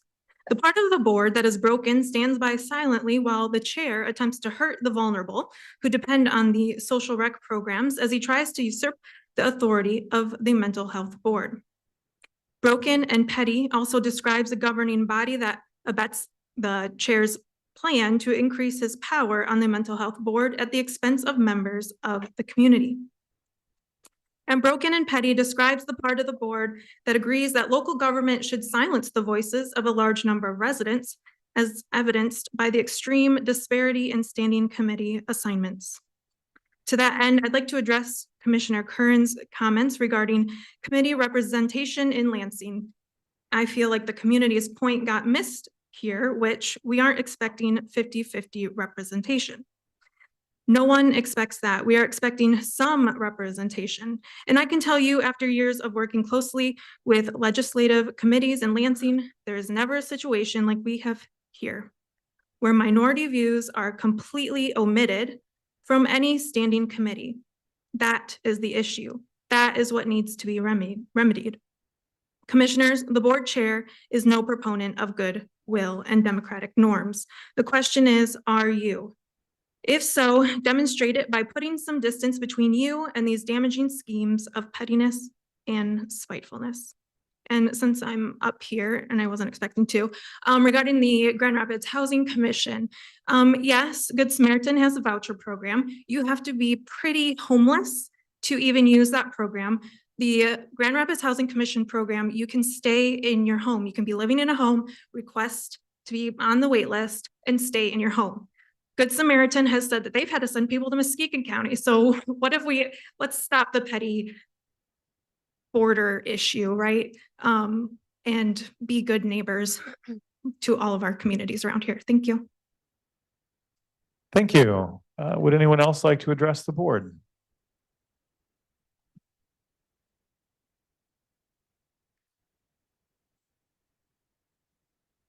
My name, excuse me, my name is Bruce Greenlee. I live in Park Township. I want to express my appreciation for the board's continued work supporting constitutional privileges for all the residents of Ottawa County. As I don't know whether it was Mark Twain, but somebody mentioned something about you can please some of the people some of the time, but you can't please everyone all of the time. That's kind of a shortcut version, but I just thank you, Board of Commissioners, for doing a great job. I just want to kind of bring people's attention to there are consequences of elections. Hence our governor and a few other folks that I'm not too crazy about in Lansing, and they've been there for a while. We are at their whim because there are consequences of that election. there's a lot of people that are grumbling and groaning because they don't get every way they want. Even if they have free money per month for a private organization in Grand Haven and another location. We just thank you for being fair and considering all the strings that are attached when there are grants. It's one thing when there are federal dollars coming or state dollars coming, but when there are grants coming, there are always stipulations, and even with government entities, that's the case. And in the past, there has not been very good discretion, in my opinion, by the previous board that was here for a long time in looking on those ramifications of all those grants and all the stipulations that have to be fulfilled to get that money. This board finally is paying attention to where that money's coming from and what Ottawa County has to do to get it. And so they have shunned some of those grants because they are quite a bit more diligent about paying attention to what those requirements are. And I appreciate this board for doing that. In the past, that's not happened very well. Thank you. Thank you. Is there anyone else who would like to address the board? Do we have anyone online? Yes, we do.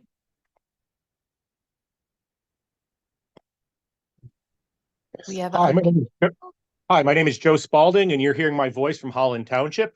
If Gretchen wants to learn about housing, water, transit, and other land use issues, she should just talk to Chris Kleinjans because he's an expert on those, and he'll definitely be talking about those a lot during the campaign. I look forward to hearing what Lucy Ebel has to say about those complex issues that she's had more than a year to study. Please tell Mr. Bonema, Joe, that the way you signal your vote for every motion seems creepy and weird, but only if you're unaware that Lucy's cornbread isn't cooked all the way in the middle, and it's the most polite way you can think of to tell her how to vote. The rest of this, I really hope Rebecca Curran hears, since she decided to pick mid-January in the year of our Lord 2024 to start paying attention to Lansing. She really ought to seek out and watch the film Slay the Dragon. Michigan has endured 40 years of toxic DeVos-funded politics. There you go, Jordan. Along with the Republicans, their money held in power. And that was in Lansing for 4 decades until last year. They didn't shut the Dems out. They didn't just shut Dems out of committees for 4 decades. You know, while Rebecca Curran was silent, they broke and derailed multiple citizen-led ballot initiatives. The GOP in Lansing was so infamous for doing this, the policy language for Prop 2 in 2018, that was the anti-gerrymandering petition, had to be called what we called Engler-proofed at the time. But Rebecca was silent then, only now after Prop 2 is passed and the electoral map isn't drawn by politicians, and the Democrats have a slim majority, she's being challenged on the behavior herself and the behavior of her Ottawa Impact allies. She's claiming it's somehow a problem to stop her from acting on principle now. It's clear she just started paying attention, just like when she brought up the border and fentanyl a few weeks ago. This is personal to me because I've lost friends to that horrible drug. Stopping it is critical, and we can't do that. We cannot stop fentanyl if our government acts on misinformation. The vast majority of fentanyl comes through the U.S. through legal ports of entries, carried by U.S. citizens, not through the open border. Undocumented immigrants actually commit crimes at lower rates than citizens. They come here to pursue the American dream, and I know she's thinking, I support that. They just need to come here legally. The thing is, they are. Seeking asylum is a legal means of entry, and almost all the videos you see online are of legal asylum seekers. You've been duped. You're marked out. Also, by the way, Sylvia doesn't want Kent County residents moving here. We're the same damn housing market. My dad lives here and he works in Kent County. John Gibbs lives in Kent County, and obviously, for shame, he works here. Like, we are the same housing market. Like, your housing market is where your jobs and your homes are, right? So, like, the locking out, what is that about? It's clear coded racism because Sylvia knows more Black people live in Kent County. And I don't care about who like them playing pick me politics by getting a far right lunatic from, you know, went to Stanford and like complained about how women shouldn't be allowed to vote. You know, like if we're penny in for the pound, stop voting. No, there is. All right. Anyone else in the audience? Okay, we'll move on to 11. 11A, report from County Administrator. Anything additional, Administrator Gibbs? Thank you, Chair Moss. Not too much. I did share some last week, but our Veterans Affairs Director, Jason, is really digging in and doing some good work. We'll have an update for the Health and Human Services Committee next week in terms of what he's found in his initial analysis of what the needs are. So you'll be hearing more about that over the coming days. I look forward to the first strategic plan committee meeting. We'll have a presentation there on kicking off the strategic plan process. So that will be something good. So yeah, those are the two updates. Thank you. Excellent. Thank you. Looking forward to hearing from Jason. It's going to be good. Okay, we have one quick update on the strategic planning committee. I just want to let everybody know I'm going to add the rest of the board members to that committee so that it operates more like committee of the whole. Just wanted to let everybody know. And then moving forward, we'll have our meeting coming up at some point. So that's really all we have on that. And then we're on 11C, so we have closed session. I'm going to take a short break. But could I get a suggested motion to go into closed session pursuant to MCL 15.268E to consult with corporate counsel regarding trial or settlement strategy in connection with Kimball via County of Ottawa, because an open meeting would have a detrimental financial effect on the litigating or settlement position of the county. So moved. Second. All right, we have motion and support. We will need a roll call vote for this, I believe. And Clarify. Yeah, I just want to clarify. Commissioner Zales, right? Yeah. You want to recess and then go into closed session, or what would you like to do? Sorry. Let's go ahead and go to closed session. You're right. And just we'll probably have a couple minutes between now and then when we really slow start entry it. to the closed Yes, session. yes, yeah. All right, cool. That way people can take a bathroom break or whatever they need to do. Yeah. Yeah, sorry about that. Anything else? Let's do a roll call vote, please. Mr. Bonema, Yes. Mrs. Ebel, Yes. Mr. Bergman, Yes. Mrs. Minema, Yes. Mrs. Wenzel, Yes. Ms. Cosby, Yes. Mrs. Rhodey, Yes. Mrs. Curran, Yes. Mr. Zylstra, Yeah. Mr. Belknap, Yes. Mr. Moss. Yes. Motion passes. Thank you. So if everybody could sort of make their way to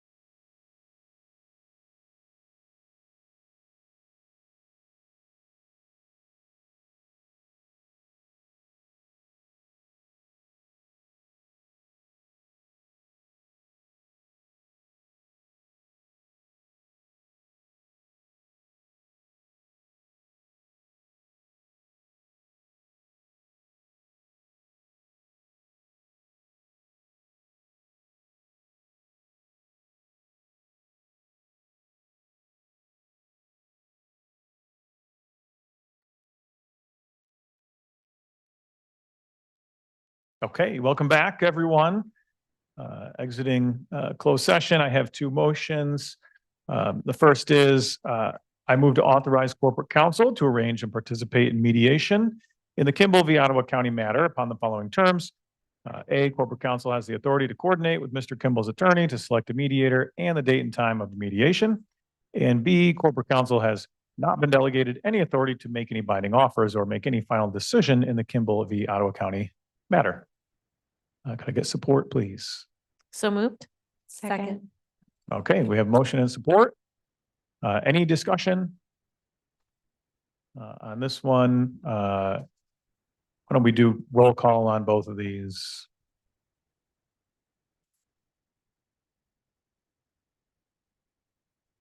Mr. Belknap, Yes. Mrs. Curran, Yes. Mrs. Menema, Yes. Mrs. Wenzel, Yes.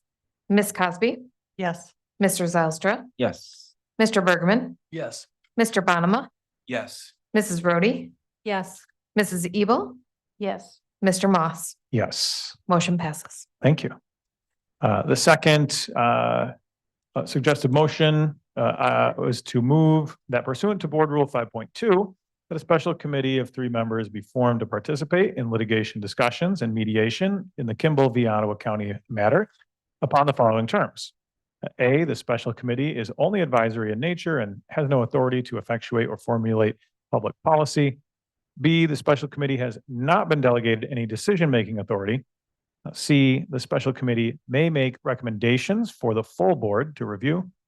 D, any final decision relating to mediation or the Kimball v. Ottawa County litigation shall be made by the full board. And E, the chairman hereby appoints and the board approves the following commissioners to be members of the special committee. Joe Moss, chairman, Sylvia Rhodey, and Gretchen Cosby. So moved. Second. The motion and support. Any discussion? We could go to a roll call vote. Mr. Bergman, Yes. Mr. Zylstra, Yes. Mr. Belknap, Yes. Ms. Cosby, Yes. Mrs. Curran, Yes. Mrs. Ebel, Yes. Mrs. Rhodey, Yes. Mrs. Menema, Yes. Mr. Bonema, Yes. Mrs. Wenzel, Yes. Mr. Moss. Yes. Motion passes. All right, thank you very much. And seeing as we've reached the end of our agenda, this meeting is adjourned. Thanks.